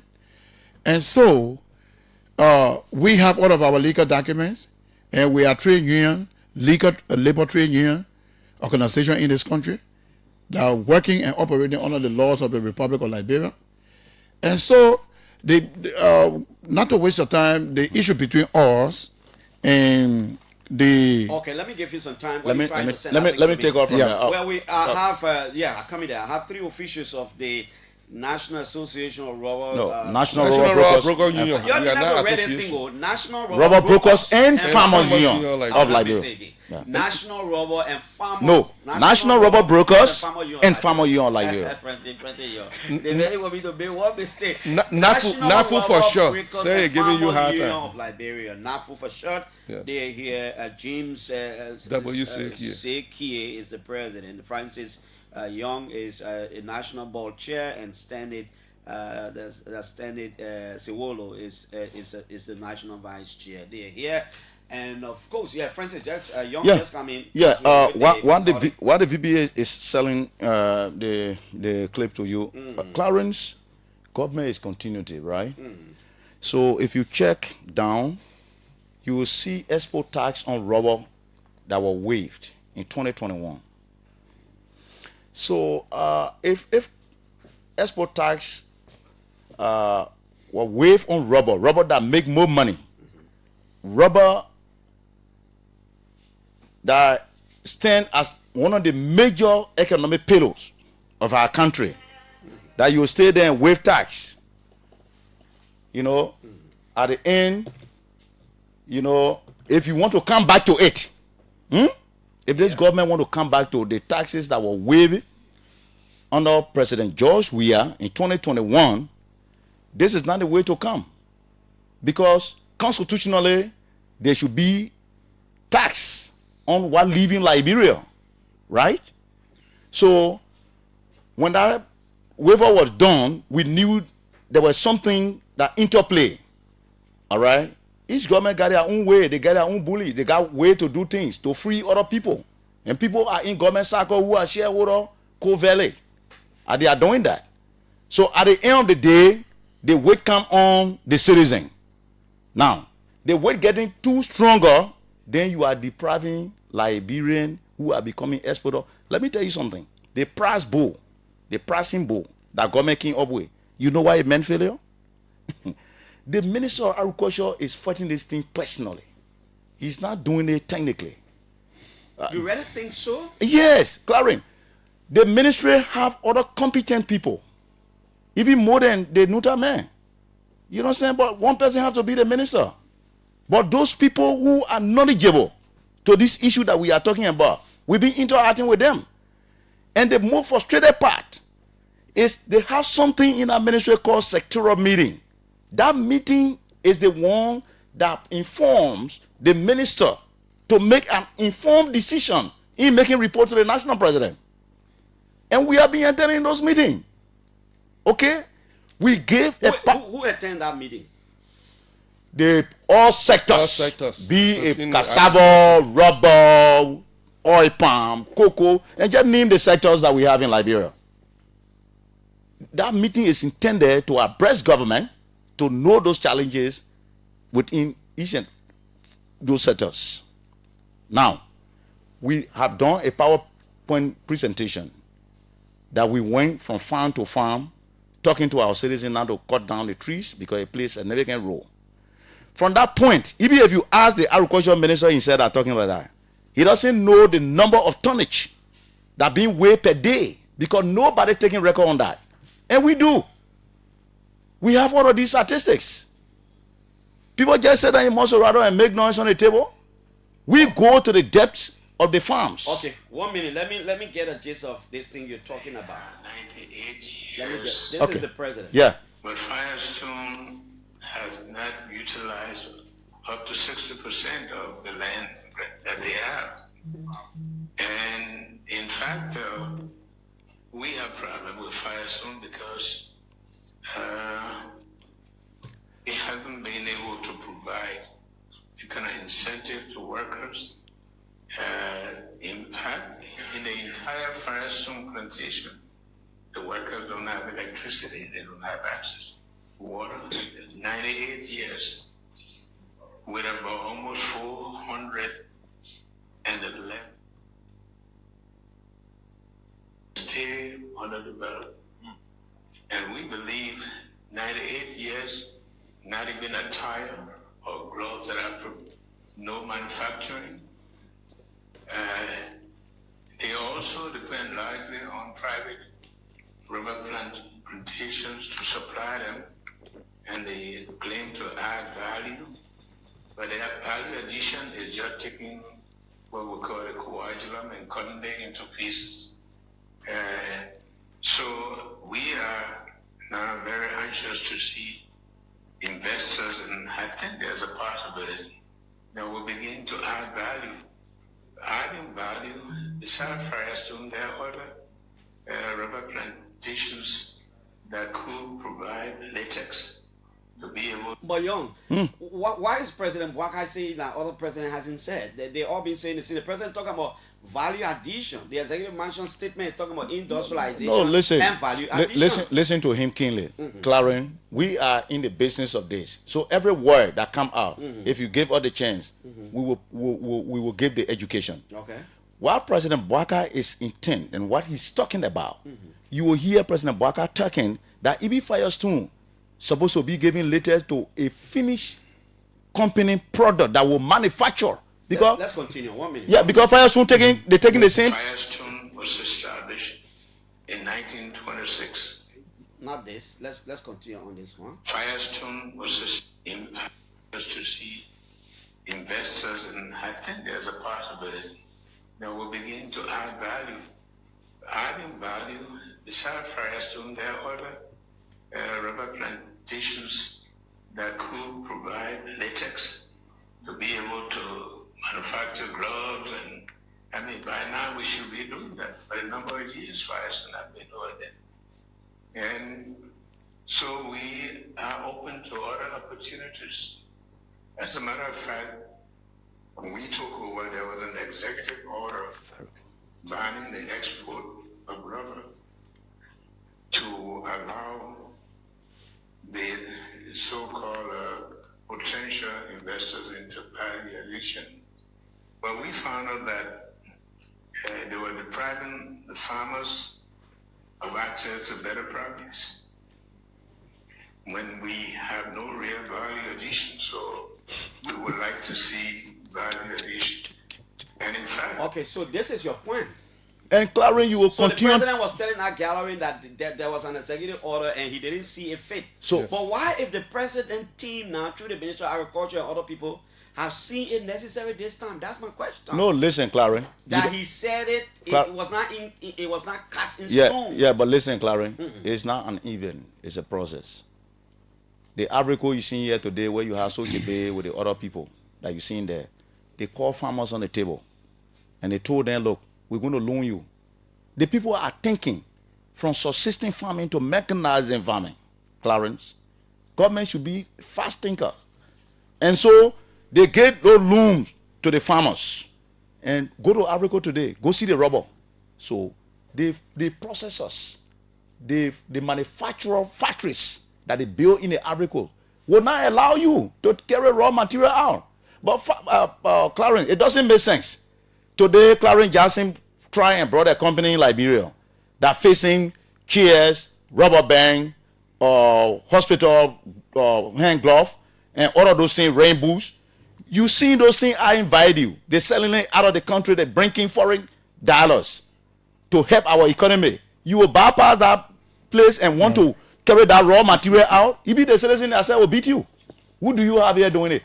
Okay, let's take calls now. Let's talk to Liberians. On the line 0777 700 995. National, I'd like to be very careful. Be very careful, Clarence. Be careful. Don't measure up with Arab people. We are not rubber players. We're not association. We are bigger than them. We are bigger than them by far. 077, let me see the details. I get in trouble. 0777 700 995 555 995 995 and the other numbers. Hello. Hello, Clarence. Good morning, yeah? On the platform this morning. Good morning. What you say your name? And to like following your Chief, you're not. I'm not hearing anything from you, my brother. Good morning. Good morning, Clarence. And yeah. Good morning to your studio guest. Good morning. Piso on this line. I phone in from the community. Yeah, Joe. Clarence, I'd like to appreciate the studio guest for their spirited deliberation this morning. And I think they are bringing sense to the discourse. Issue that has to do with the executive order, I think it's important also. But I'd like to appreciate the government for the executive order, though.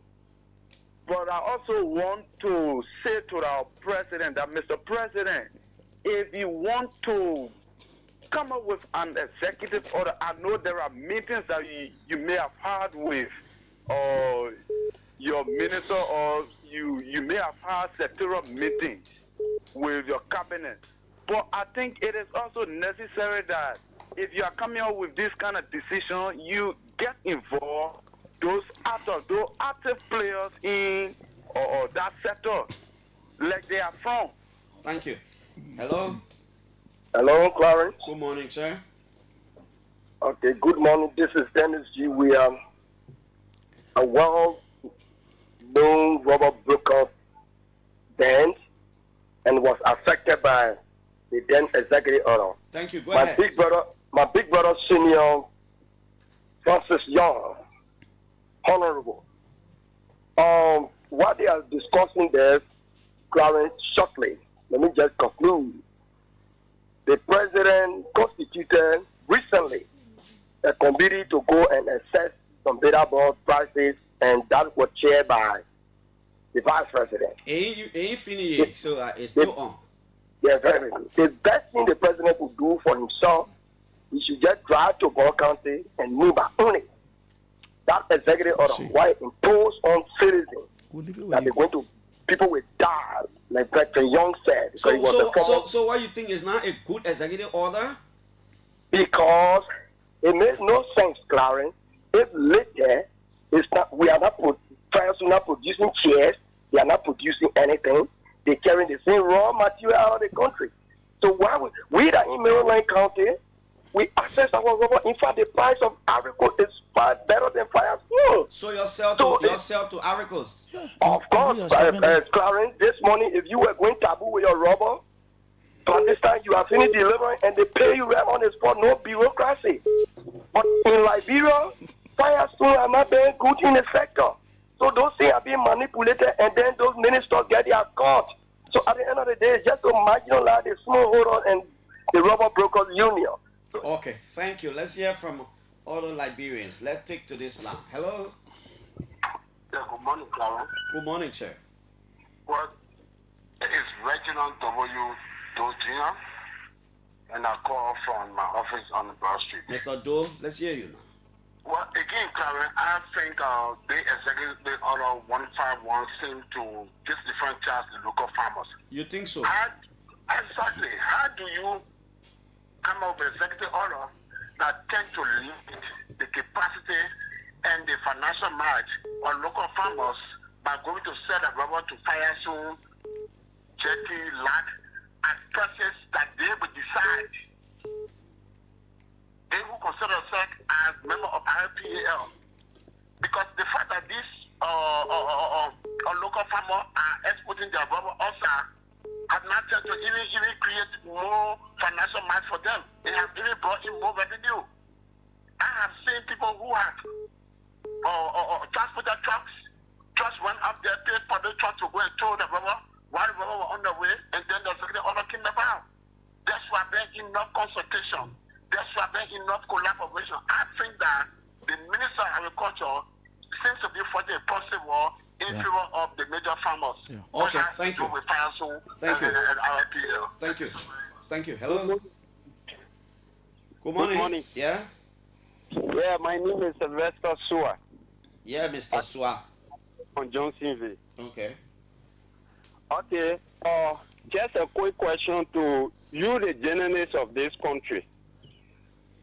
Upon this executive order coming into being, there have been a couple of journalists who've been praising it.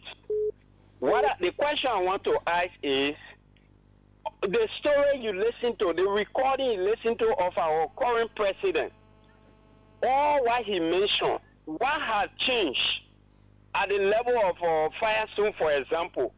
Firestone started in 1936. What is the new thing that Firestone are added to what they've been doing that we have condemned over the period of time that is informing this current executive order to be the right thing? Let me turn the question around. What do you think? But to ask that question, at least you should have put me on the spot to say, you, Clarence, you are one channel that have been praising it. But I haven't even, I just started reading it.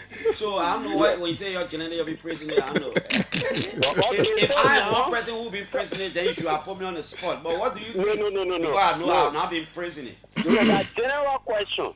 General question. So in your opinion, the executive order, is it good or harmful? It's harmful. Thank you. Thank you, my friend. Thank you so much. Let's go back to them. We'll begin with Stanley. Respond to some of the concerns, and then you just conclude. Then we'll come to the president, then the chair of the board. In your Richmond, and the B-man, the chair of the board. Yeah, Stanley, let's hear you. Yeah, thank you very much. I think, Clarence, you heard from our callers. This is what we are saying. You heard our Excellency, the President. And we told you in our intro that the executive order is just one critical problem: to destroy the rubber sector for good. And we, from the smallholder rubber farmers, we are saying no. Remaining with RPAL, they have destroyed the sector long ago because they want to deprive the native Liberian citizens and keep them in perpetual abject poverty. And we are saying no to that. I think we must be, we must be praised for that. But your father is your father. Your parents, they're your parents. What we are saying here in Norcia, that we are speaking to our president this morning, if he's under the sound of our voices, let him see reason to protect the Liberian smallholder farmers. Okay. He is from the agriculture background. Mr. President, let's hear you. Thank you very much. But I want for you to play the recording of the agriculture minister. I'm sorry, sir. No time now. They may lie on the oath. No time now. Let the public hear that this guy lie on the oath and he should resign. He lied on the oath. Yeah. So what did he say? During his confirmation, when he was asked by Senator Prince Mui of Bonkante, Senator Mui asked him and said, what are you going to do with the conflict in the rubber sectors regarding the Executive Order 124 that is packing problem? His answer was, when I'm confirmed, I will talk to the president to remove that. It makes no sense. So why has it made sense today? And right after the confirmation, he took side with the very people, with the aggressors who have vetted my people. And the minister had not been able to mitigate 1% of the conflict in the sector. Instead, he had joined our people and he had become a party to the conflict. So it's disappointing that those things will happen only to embarrass the president. But we elected this president. We're going to do everything. We'll stand by him. But Mr. President, if you are listening to us, review this thing, these decisions that NUTA made you to take. We ask you to please revise it so that your people will not die, that the rubber sector will not be destroyed. There is nothing good inside.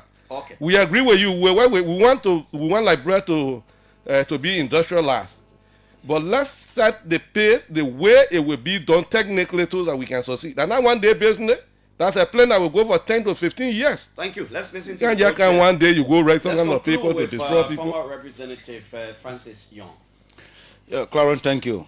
To our aggregator, our brokers, exporters of the sector who are trying to compete with the foreign business in the rubber sector, we are telling you, even to the company that came to do manufacturing, as you are listening to us, your documents are in process with the line ministry. Please continue with that.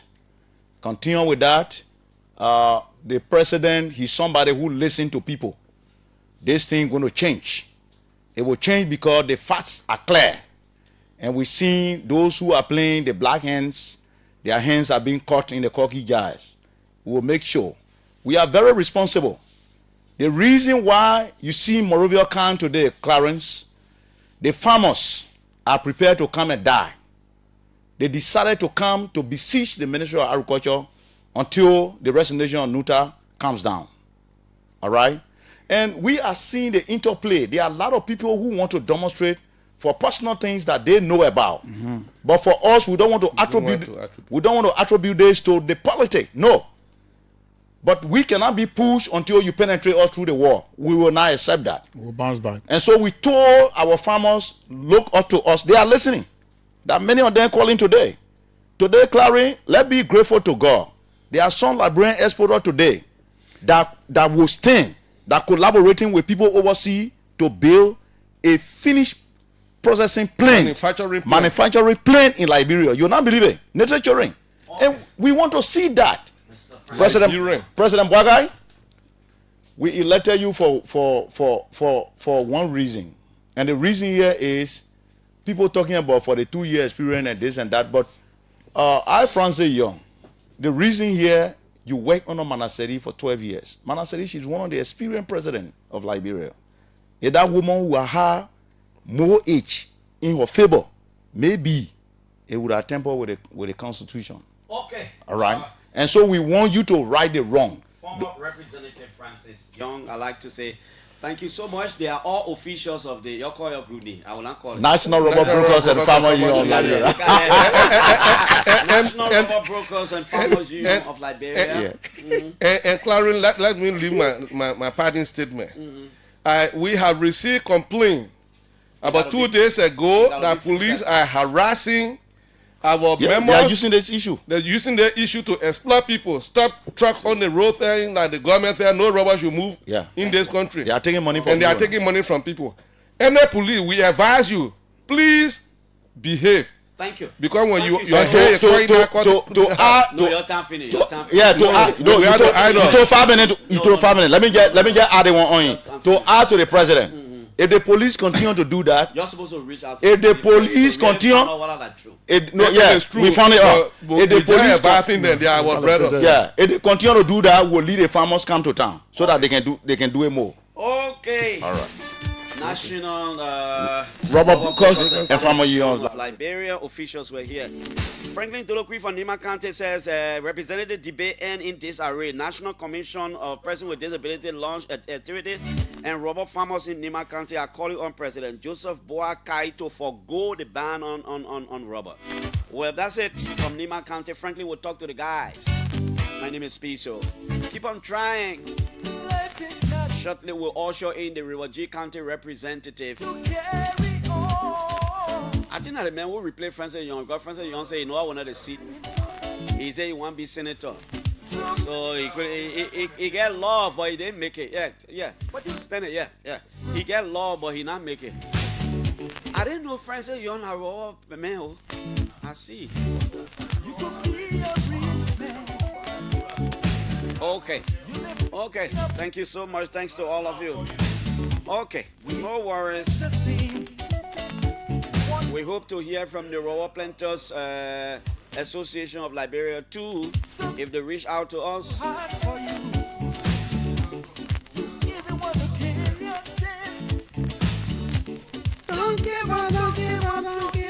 Today is Thursday. Today is the 8th of August, 7th of August. And of course, Liberian women are parading the streets of Monrovia to say no to drugs, to inform the government.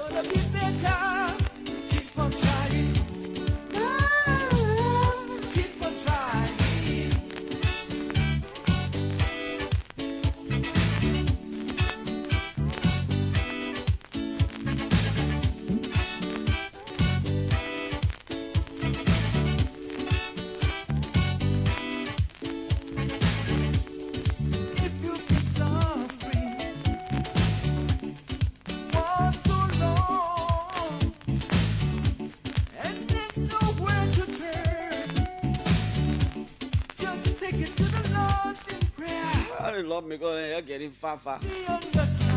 So I'm going on. That Johnson Williams, a man looking fat. You've been hurt so many times. That legislature, about the knee, we can just get fat. I gotta go there. You won't get me there? For which county? The man begging me to be lawmaker. When you job and laugh at you, don't give up. As long there is life, it's got to be who. Keep on trying, forever and ever. Keep on trying, don't give up. Keep on trying.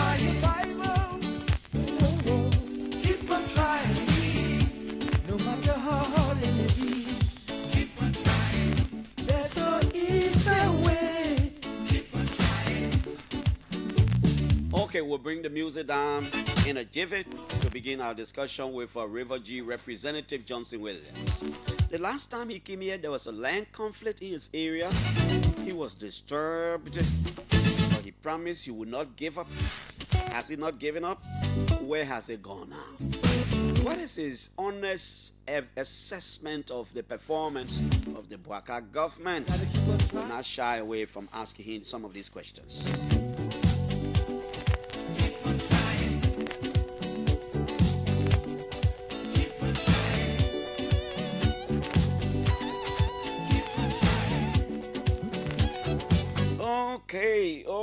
Okay. The National Rubber Brokers and Farmers Union of Liberia officials were here talking about Executive Order number 151. They said it is not a good order.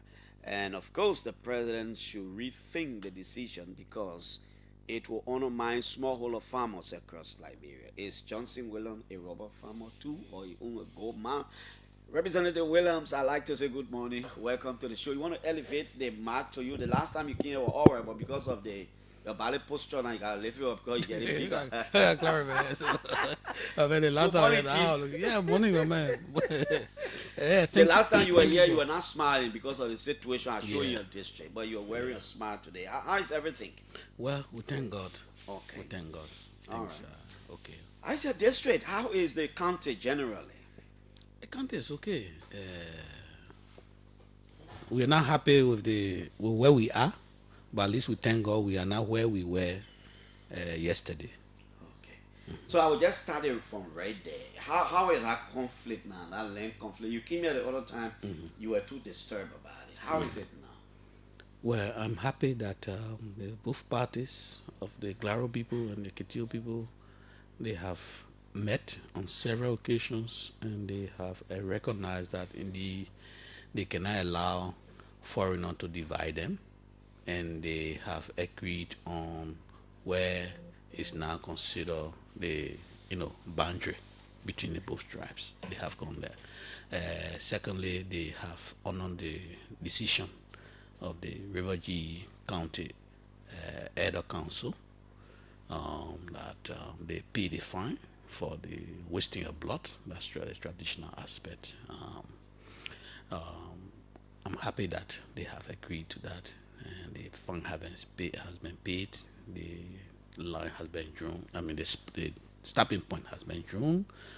The matter in court continues. Those who were found probable based on the investigation, yes, the matter will continue to go through that process. Those who were not found directly involved were released. I want to thank the Joint Security and the Ministry of Justice for looking into those issues. So where we are right now on that aspect is now to build the boundary. Okay. Now that everybody have agreed, the stopping point is to pay the boundary, and that I'm going to support. Imaginary boundary, they're no longer helping us. Yes, so we have to find, and by scientific means now, we have to find. Are you getting the land authority anyway involved? They are involved. They are involved. As we have indicated, we're using the land authority, the Ministry of Internal Affairs, and the District 3 Elder Council, the local government. I have asked them to get involved, and I'm happy that everybody's on board. Yes, that's so a good news. Yeah, on the side of the crux of the matter involving the Burkinabe presence, they have agreed. I've asked the County Anthony. We have a draft agreement. Got to them that no more that agreement between the locals and the Burkinabes will be by verbal means. It has to be documented. Okay. The County Attorney has agreed with me, and he has informed me that a draft has been available. We'll look into it and see how we go from there in terms of how it's being administered. The Burkinabes representatives, and I spoke with them last time. I was on the radio here. I talked. They agreed that they will pay. They're going to underwrite the cost for that agreement. So everybody has agreed. On the other side, between the DO people and the G2 people, the matter now is they are looking for a surveyor to go and survey. I told the both parties they should be able to agree on who will be their surveyor and how they will go about the process. As we speak, they are now trying to get a surveyor, including with the involvement of the land authority who will be there. The same thing between the Webo people and the Tobo people. We are looking for surveyor now.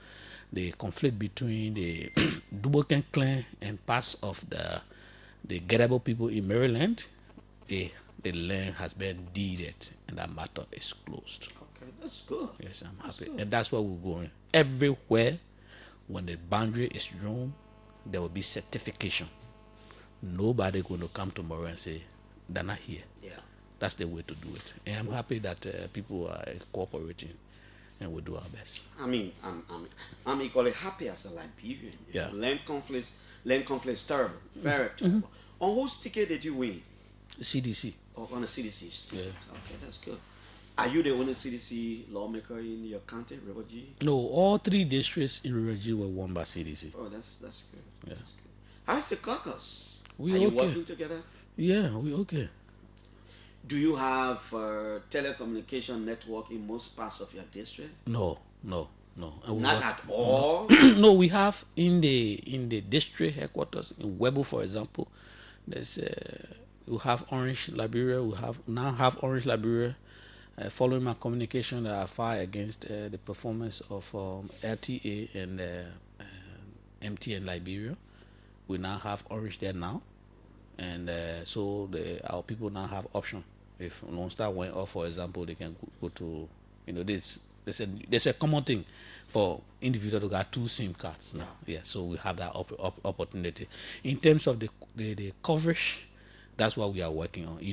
That one is not about it's not about the color of your ink pen that you can just strike and then they move in. That is a business venture, and we understand the constraint by population, the ability to even buy and recharge, all that. We understand that. So we are looking at other options. They told me that there are other options in the absence of tower. They're going to get what they call booster and stuff like that, and the small equipment. The assessment has been done in 2 of the hard to reach area where there are no coverage, in the Diebo area, in the Yinembo area. Those places, I just spoke with the district commissioner, Honorable Sam Cabo. He had to walk 1 hour 45 minutes to go look for signal in the bush, and he called me. So I said, "Oh, what the other information?" I said, "No, you gotta go for it." He walked 1 hour 45 minutes back to town, 1 hour 45 minutes to the forest to go and call me. That's the life our people live. Wow, we look forward. It takes time, but probably maybe we'll get there. Yeah, you're a member of the 55th legislature. By the way, when are you returning? By law, we will be returning by the 19th of October. Yeah. Okay. All right. What is your assessment of the Boakai administration? You've been a part of the government, but in the legislature for a little over a year now. From everything you've seen, from some of the government initial policies in keeping with its arrest agenda and all these things, what is your assessment? By the way, how is the role for Moringa to River G? So I want to speak in relation to what I know, because I'm not a member of the executive, so I wouldn't be able to tell on the executive agenda. So in talking about the president's policy on no car getting stuck, I think the government is now on course compared to what we experienced last year, 2024. In that regard, I want to publicly commend the government for honoring their commitment. We authorized in the 2024 budget 22 million, if you recall, for the opening road from Ganta to River G. That stretch of the road, as we speak, is okay. Testimony by the frequent movement of NTA now. Taxis are now running. The last time I was in the district was in April of this year. From an office in the district to my home in Morovia, it took me 10 hours. 10 hours. How many hours it would have taken you before? I was there in last year, September 1.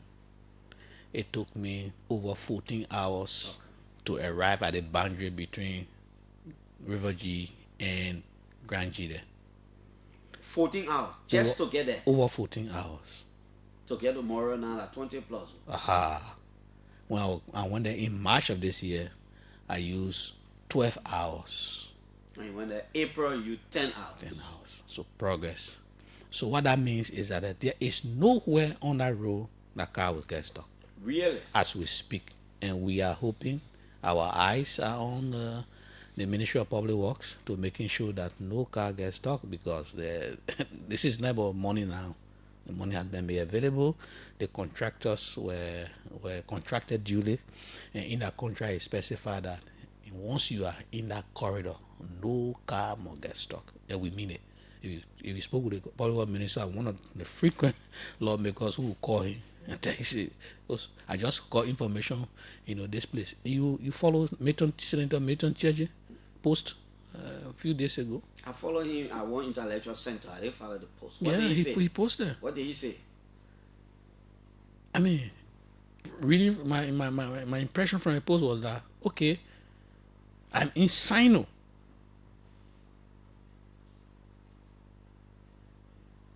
In split seconds, I'm in Sino. From Moringa. Yeah. That was not the case last year. So, in terms of the road program of the government, of the president, and based on my experience in the southeastern region, I can say the government is on course. And in the fight against corruption, the government is also on course because we are seeing frontier effort being made. I'm not sure the government said in 100 days there will be no corruption.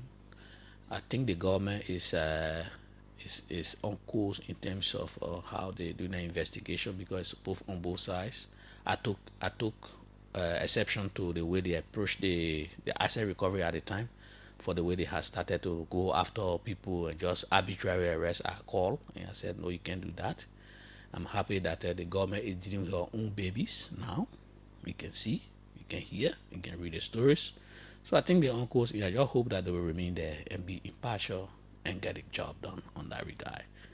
In terms of our economy, I'm looking forward to the president as chair on judiciary to move beyond executive order in our agriculture sector, for example, specifically on rubber. We need to legislate that. I want to thank the president for acting and taking one more step beyond what President Weah did. President Weah issued executive order to suspend. President Bwaka has restricted the same kind of elements. If you read President Weah's executive order suspending rubber products, the same thing. But the difference is that he is now restricting.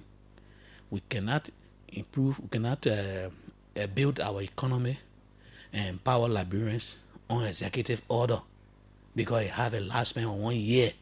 It has to be legislated. And the other aspect has to be written in law. As chair on judiciary, I'm looking forward to a full-blown law. Now, not only that, not only rubber, Clarence, we have to add our forest product, timber. After 178 years, we cannot be exporting round logs, for heaven's sake. River G was heavily provided by jobs in the forest sector. We have huge forests there. We made mistake as a people and country, as a government. I'm a part of the government. We made mistake in 2005 with our forest reform laws. They are not helping us right now. They are the problems. And I'm happy that the FDA, the Ministry of Agriculture, they have both recognized that that law was an error and we need to fix that. Okay. And when we fix that, we can now empower. We got to take possession of our forest. We are in a new world order, and especially so when it comes to the climate change. It is a different global rule and order. There's a different ball game, and not just for geopolitical, but as well as economy. You know, the forest. We got to see how we harness our parks. All those are being affected by the forest reforms law. We need to correct those, and we are looking forward to the FDA and the Ministry of Agriculture to come forward now. We have had a discussion. We know the issue. We need to resolve that. I think the government is doing, it's on. Guys, we're looking we're looking forward to legislate that, and we'll move on. Lastly, I want to end on the issue of concessions. Mm-hmm. Most of my colleagues, especially in the 55th, who are just newly elected, we have all decided we will move away with royalty and go into equity That's what you want to do? That's what we want to do. You think royalty has not helped? It's not helping. When you talk about equity, what do you mean? We need to own share in all concessions. That country? Yes. That's our in all concessions? All. We are clear on that one there. Are you a party person? Yes, I'm a party person. But your praises on the government in terms of corruption and a fight runs contrary to the position of the CDC. Oh, so when the government does the right thing, what I should do now? Because I'm just asking. They're not praises. I'm not recognizing the progress of the government. You think your party will be happy with you? They should.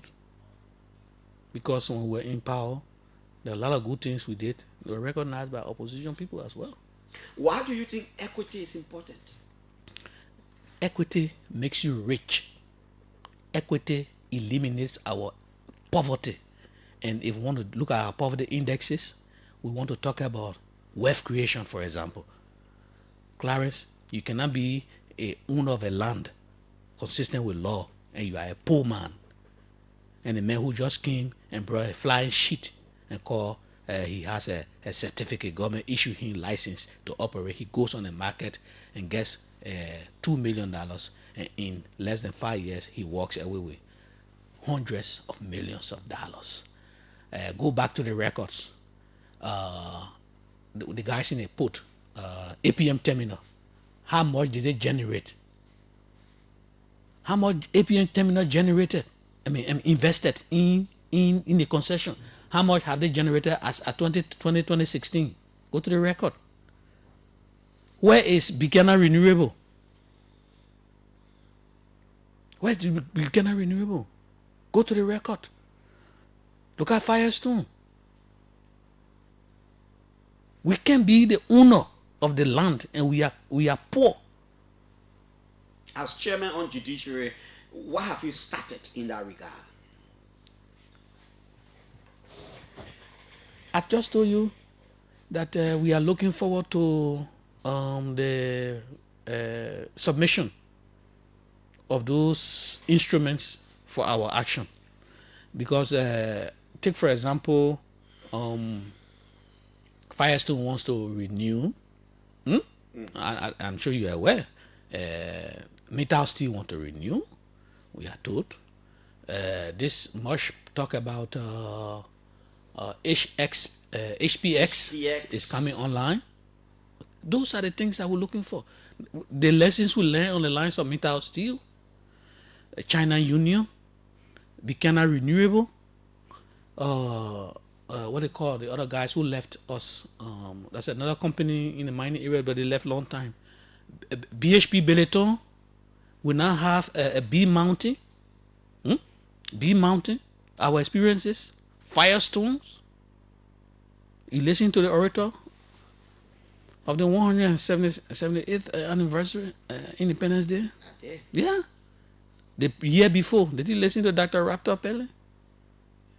The years before, did you listen to Dr. Dong, Ewu Dong?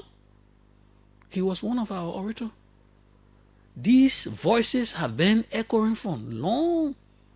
They seem to be consistent. Move away from royalty to equity. And African countries that have leapfrog to actually reduce poverty, that's what they did. Equity. And the question is, do you have? Yes, we do. Yes, we do. Okay. I remember Basel Senator Besanga Finlay says, he says we need to begin to own shares. In a Senate, I can tell you, in a Senate, you got more than 15 senators who are in that line. And we have to do that. And not because we don't want foreigner. No, that's not the idea. It's that these are our resources. How come you don't have control over it? How come? Who control the petroleum industry right now as we speak? Rice. The thing that we depend on. Who in charge? Basic things. When I was working the executive, it pains my heart that our government were not able to protect Liberian businesses. The Liberianization. How many times, Clarence, have we not talked about that? You're in the legislature now? Yes. It's on your laps. It's on our laps. And that is why we will do it as it come before us. Now is the time we correct that. You cannot, if you are not supposed to venture in any of those businesses that were set aside, we're not going to. Okay, Representative Williams, let's move on. Let's talk a little bit about impact and structure of local government. The government, the legislature, and it's been signed into law. We now have a ministry of local government supposed to be, even though there's still the misunderstanding in some of the counties about power around the county council and how forceful it is becoming versus the absence of lawmakers when it comes to information sharing, all these things. But what do you think about the impact and structure of local government across it? The impact Maybe we can take River G as a case. The impact will be great. And I can see counties leapfrogging in economic development under that law. The law has very good intentions. The law provides a basis for decentralizing power, but not only that, but decentralizing government service by that law. However, the structure we need to fix. For example, beginning with the county council, what we observe is that if the 9-member council, who are the highest decision-making body of a county, how do they get there? That's the issue. There's a provision in the law. There is a provision, but it's ambiguous. And let me just take one element. They say to be a member of the county council must be a Liberian citizen. That selection criteria, they're all our qualification criteria. What do you think? That qualification criteria, you must be a Liberian. But in the law, they say that selection criteria. What qualifies me first before I'm selected? That one issue.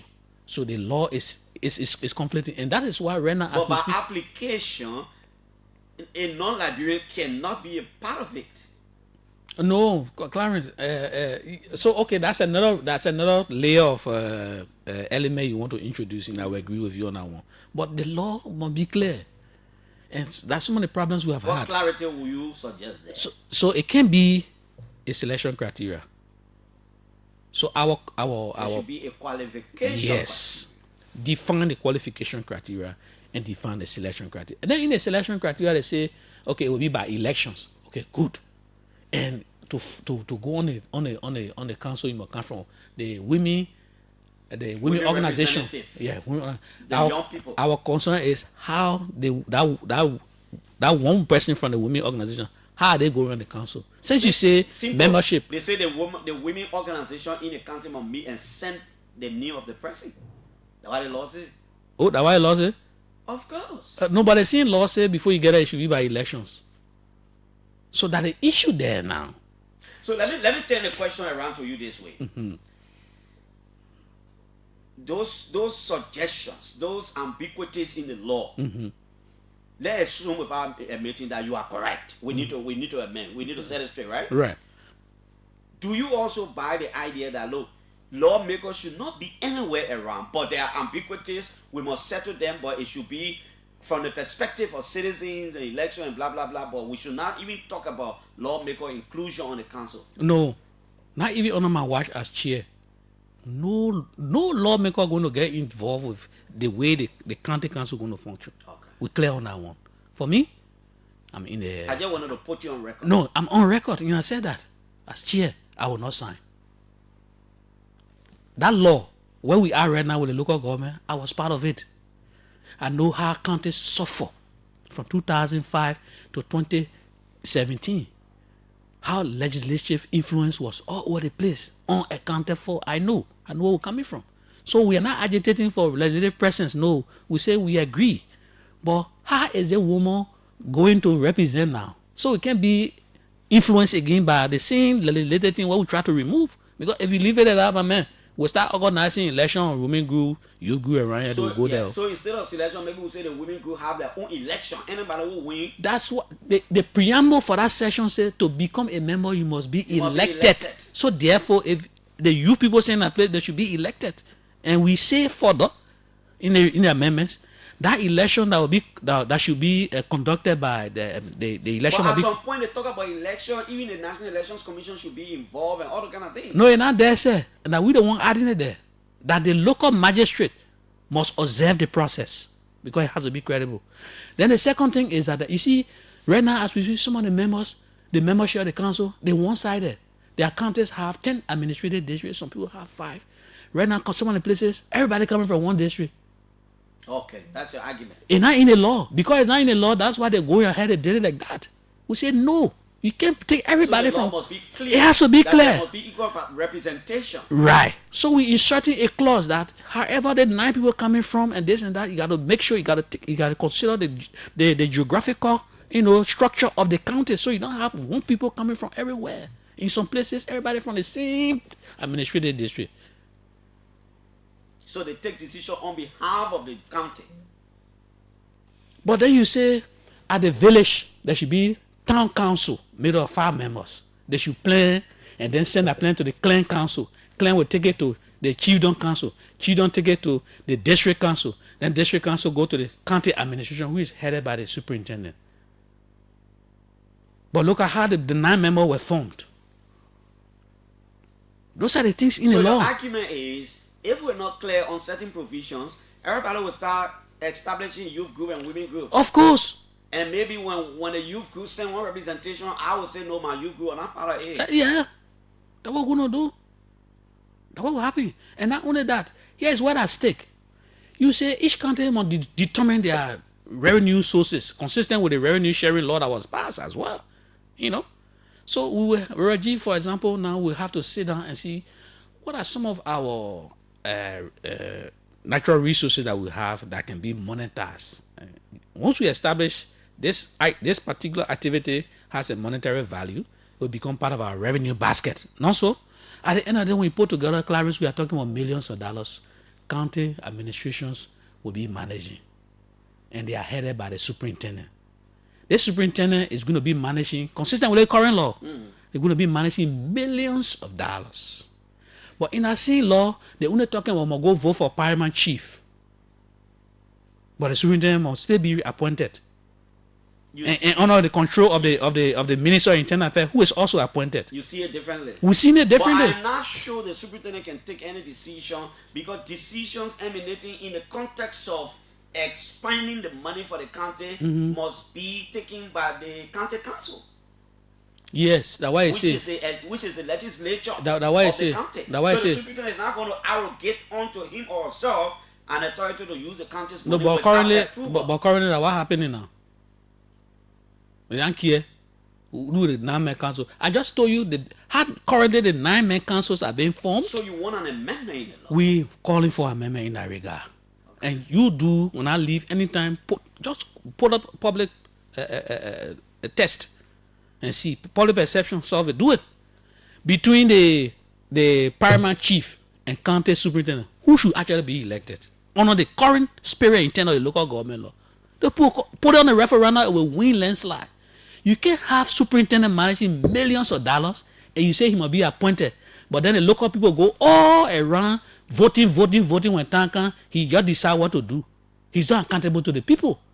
If we want to put power in the people's hands, let's do it. So instead of the election of the paramount chief, you are suggesting that, look, we can even lead the paramount chief 10 years. Let's be electing the superintendent. Of course. But why should we spend millions of dollars in chieftaincy election and leaving superintendent that managing millions of dollars? Currently, as we speak, if we elect a paramount chief right now, what he going to do? Tell me what he will do. What the authority? Are you proposing something now for amendment? We part of the amendments.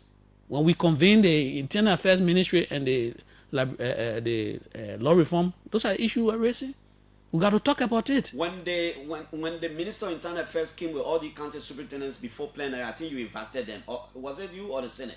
No, that was the Senate. Okay, that was the Senate. Yes. Okay. So those are the issues. The other aspect is consistent with the Constitution, right?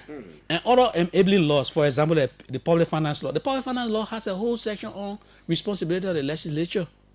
In the local government law, there's nowhere in a whole law up and down that talks about how in a text and plain meaning that talks about how the PFN law is applicable at all levels. It's absent. But in the responsibility for the town council, clan council, chiefdom council, district council, and the county council, right? And the county administration, you say they must prepare that plan and budget. So the budget that will be doing, how they will do it? The PFN law that sets the basis for doing budgeting and subject everybody to be, answerable to the law, right? Has the calendar for budget preparation. So if you say the people should do budgeting, how would that affect the PFN law? And how does it coincide with the national budget calendar? Nothing is said like that. Nothing is said like that. Then the legislative responsibility of oversight, the whole law is silent. I think because they were not happy with the way the lawmaker operate. But we can't say to exclude you from it. But we can't say because what happened, you cannot have legislative oversight. But you will still have oversight. No, we no. You can call the county council as a legislative caucus to a meeting with the superintendent to hear from them. But Clarence right now, for example, somewhere in the law, it said the legislature will say the rate for the council members. Yeah, meaning their compensation. How do you do that? 73 of us, 30 other persons on the other side. How do we do that? When do we do that? A refugee county that get a budget of not 300,000 compared to Nima that get 3 million, Basso 1.5 million. Who gonna say rate? And at what point? The law is not clear. So if you say it should be the legislature, the most effective way to get that done should be the county caucuses. Because the way our laws are, we pass the budget before they implement, not so. So if it is a county caucuses, it will differ from one county to another. And it will be on the basis of the size of your budget. You bring it to us, we'll vote for it, and we'll share it. The people get BB money, they'll pay that people well. By the time you get to Rogi, the whole budget will just be paying people and we can't do anything. Okay, I think you're making some valid points here. Those are the concerns. All of your colleagues see it that way. Yeah, well, no, we have. Our colleagues submitted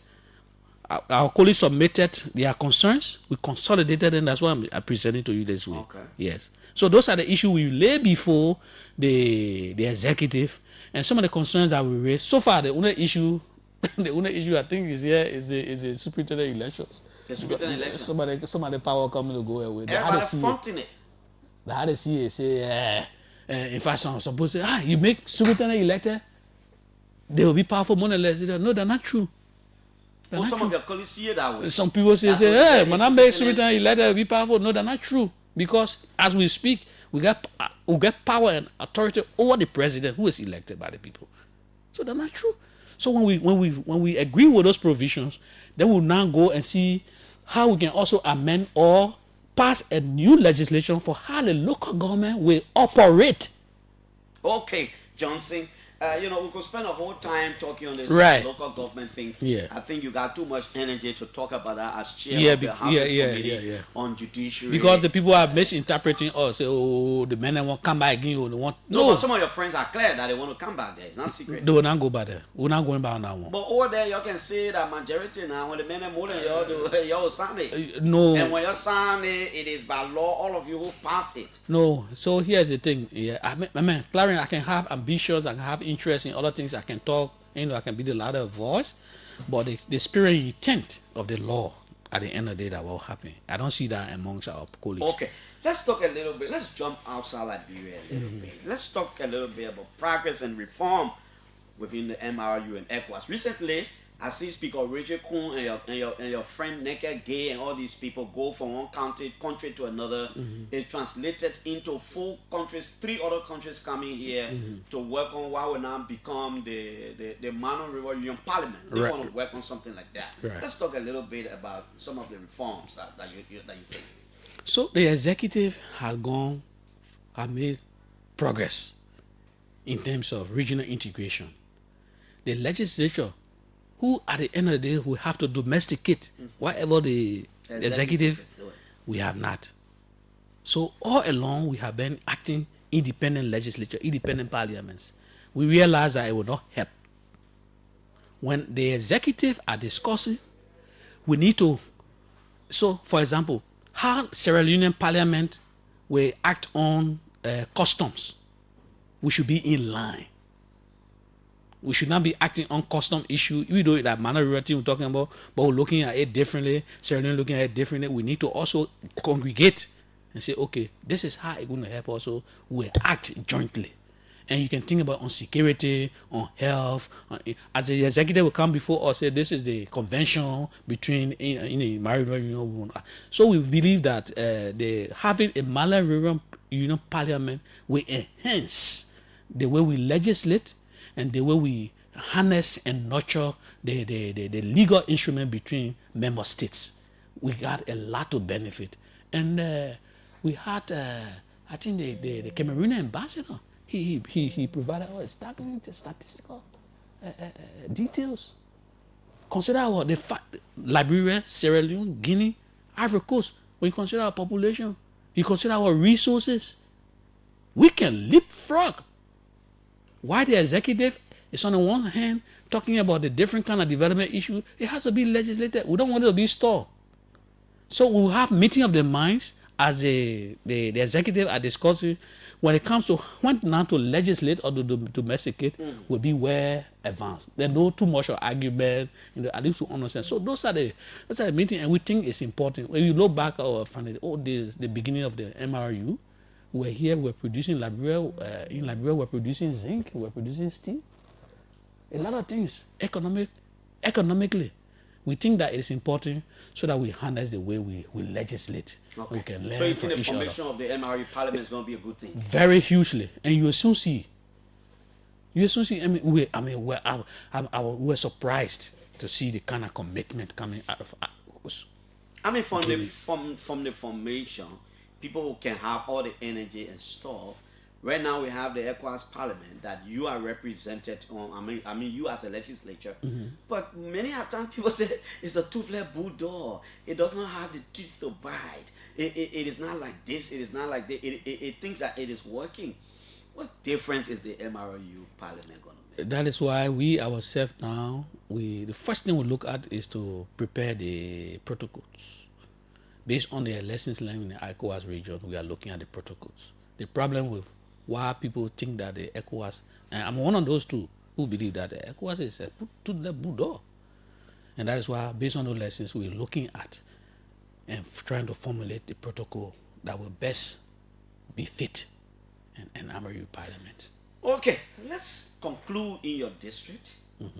Then we can open the telephone lines. I want us to talk a little bit of diplomacy and, Liberia, bilateral relationship, but it's going to take our time. I want to talk about I just want to touch that on passing. You want to touch that on passing? Please, Let's talk about it. We have long held a belief that the part of the reason why we can make progress is because America said no. We have held that belief, and it has not proven to be wrong.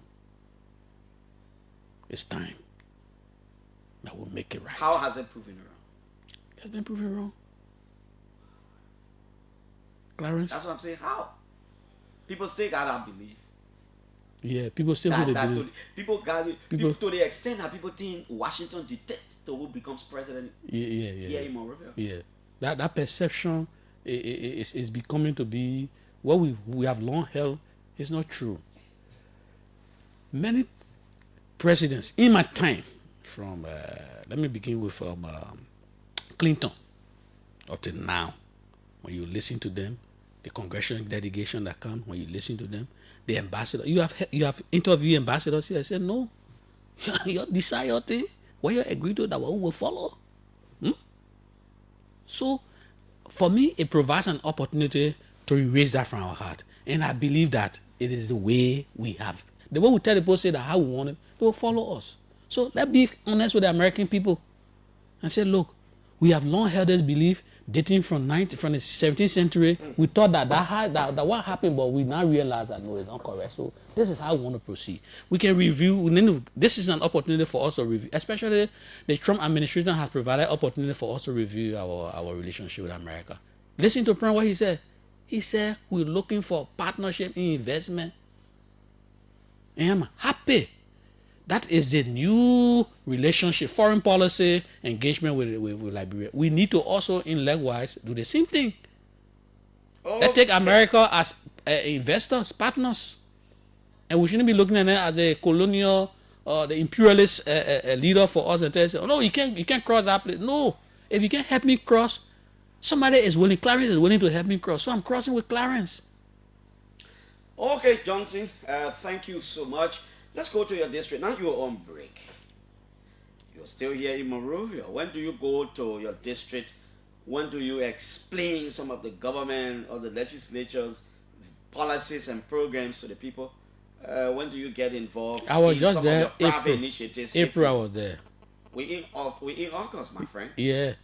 It's been long. Yeah, we August. So the first break we took, I was there.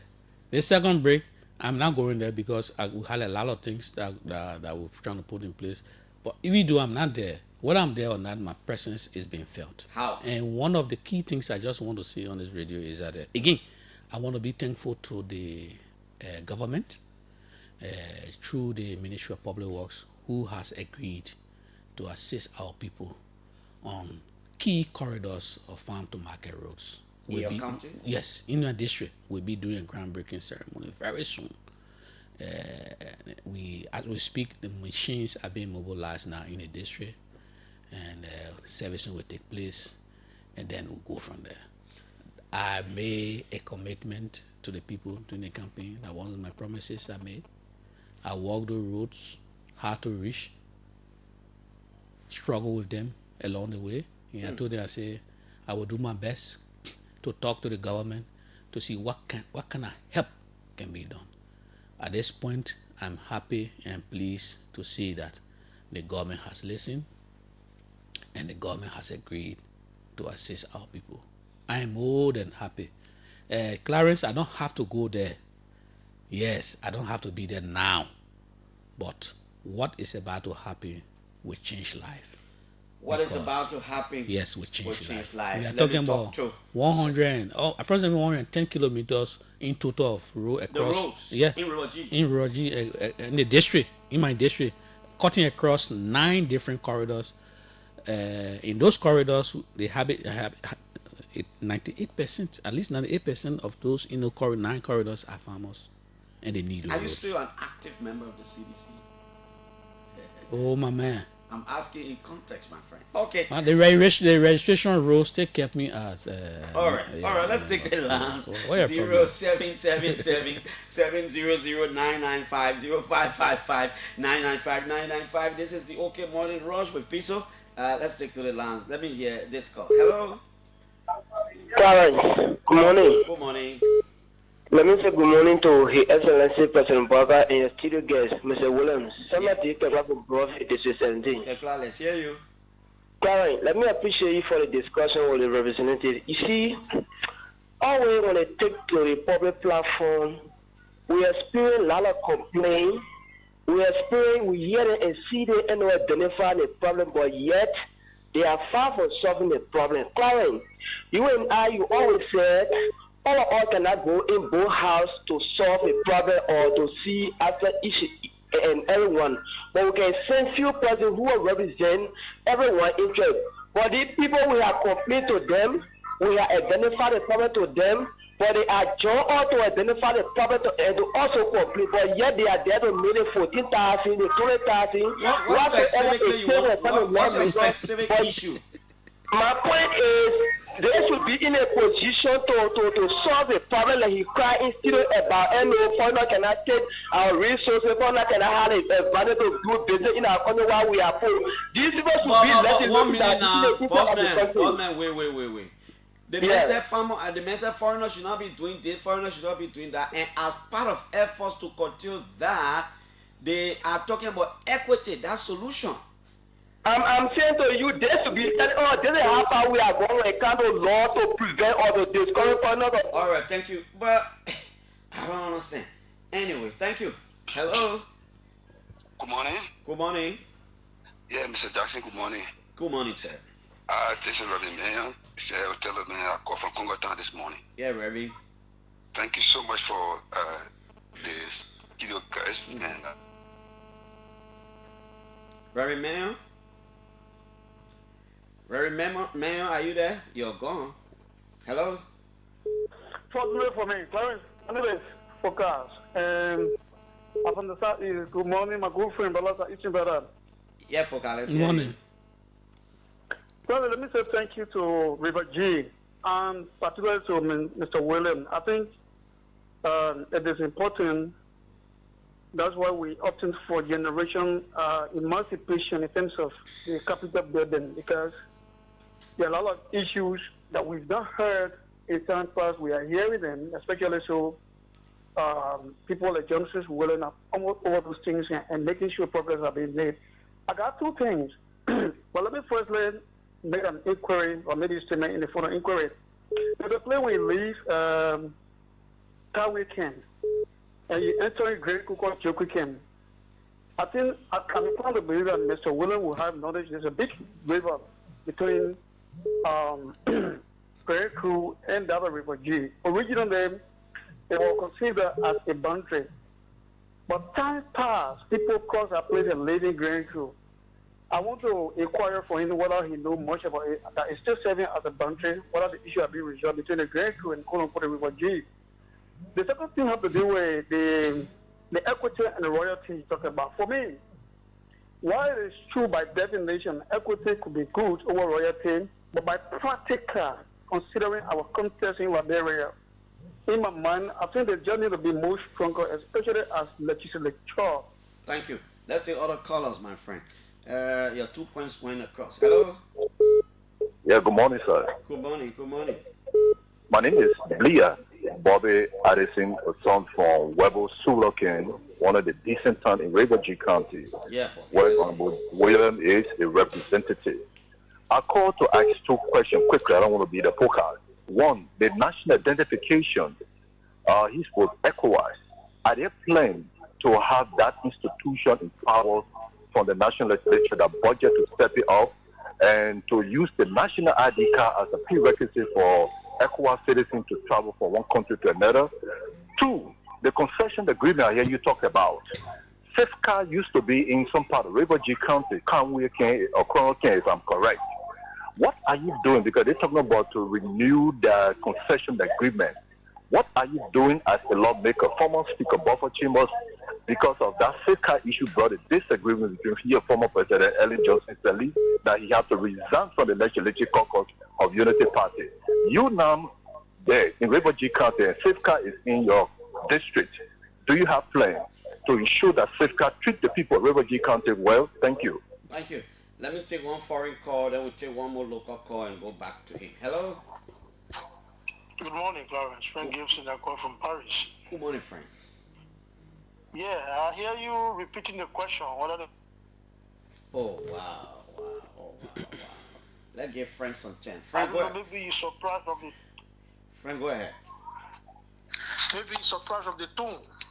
But I want to ask the representative a question. He said in the past, the opposition were commending the government of CDC on some of the good things that they do. If the representative can please point me some of those things that the CDC did. Joseph Barker in person and the Unity Party opposition recommended the government of CDC. And lastly, I want to know whether he was part of the removal of Speaker Fonati Kofa in the House of Representatives. The man was part of it. The man I get mayor, but the man still they say with the feeling with Latin about that question. That last question I want to have a man. Hello. Hello. Good morning. Good morning. Are you there? If no more call, let's go back to Representative Williams. Let me give him the rest of the 5 minutes so he can respond to most of the issues. Yeah. Okay. Thank you, Clarence. In the first place, I don't know of anybody who disagree with President Weah's tuition-free policy. So that's my example there. I've not heard anybody. Everybody agree with that. Regarding the question from Bobby, we take note on the. I know of CRC, maybe CRC and SafeCard in agreement, but the brand that is in River G is CRC, and I said when the concession come to offer review, those are the things that we'll be looking at. Right now, You cannot go ahead and arbitrarily get her and say, we amend your concession agreement because we want to move away from royalty to equity. You can't do that because the law has provided clauses, for example, when to review. So we're going to do that. The question about royalty, one of the callers asked about versus equity. Take for example, Mitasi has never paid corporate income taxes. On grounds they say they ain't making profit. So if you're not making profit, why are you investing? They just talk about $1.4 billion investment in asset. If Mittal has not made profit, why are they still investing? Why should Mittal come and say they want to review, they want to come back to review their concession agreement and they want to increase their investment? With equity, you become member of the what? Of the board. You know how the company is investing, if they're making profit, if they're incurring liability. That's what we're calling for, as opposed to a royalty. Under the current royalty regime, how many times have the people of Nimba not complained about basic things, for example, road? As part of the agreement, Mitasi should have fixed some of the roads. But you agree with me on if beginning with President Salif, we had to go to be virtually begging Mitasi to fix a piece of road that they're using, Golden Varela in Sino. Should we be asking them to fix road and begging them? No, we shouldn't be doing that. So therefore, we'll go for equity, we get our money, the government will decide how to use it. Royalty has not helped, it has become problematic. We cannot continue to be on a path of that. That one for some of us, we clear on that one. When the review comes, and that's what we're waiting for. When the review comes, we'll make sure those are the amendments we'll be talking about. The executive who have brought people to come and talk about the economy consistently from President Salif time up to now. All of those orators on different occasions have talked about moving away from royalty. You cannot hold your own resources. You have your own resources, including the land, and you continue to remain poor. Go to B Mountain, go to Cape Mount, see how the King George, see how the people living there. See how the people living there. But look at the lives of the B Mountain people, the staff. Go to that camp. We can't. Okay, Representative Williams, thank you so much. Let's get your parting comment because we'll always get you here to have these conversations. Yeah, thank you, Clarence. Maybe the next time I call you, we'll exclusively just look at the local government law. I think so. Yeah. It's important for us to do that so that people can understand. We can, agenda to bucket, people are not following, and they now get that. But I want to say thank you to the OKFM family for always giving us the opportunity to talk to our people back home, and to also be a voice to the many voices for issues at the national and international level as well. I just want to tell our people that this 55th legislature, it is a different legislature. I know the public perception is there. Removal of we're not the first people to remove speaker. Removing speaker is parliamentary, legislative. There's nothing wrong with that. Oh man, yeah. Amen. Yeah. Me and you going to the scene drug protesting. We'll be together. Oh, okay. You going to join the protest? Yeah, we'll join. But you will be your black. We join. Yeah. No, I don't have to. You see, so wearing black does not mean that I'm honest about the thing. Yeah, no. I just want to identify with the people. Yeah, we will do. We'll do. Sure. But thank you for the time. Yes. Representative Johnson Williams of River G County has been here as our guest. Thanks to all of you. My sister is celebrating her birthday today, Mrs. Joyce Densia Gayali. Happy birthday to you, Joyce. Happy birthday to you, Mommy. I join Mom, I join Fania and Papa, Wonket Z, and everybody to say happy birthday to you, our sister, Joyce Densia Gayali. Today is your birthday, celebrating a grand style, right? Let's keep on trying. Never shall we think about failing on Liberia. We say this is our common Patrick morning and denominator. This is all we have. My name is Piso. I'm taking my usual weekend break Monday. I'll be back here. Thanks to Blessing Rejoice Nameland, who's been here with us. Tune in this afternoon for the conversation with Deacon T. Julius Chair. Until that time, Liberia at 10 comes out next. My name is Piso. Bye-bye.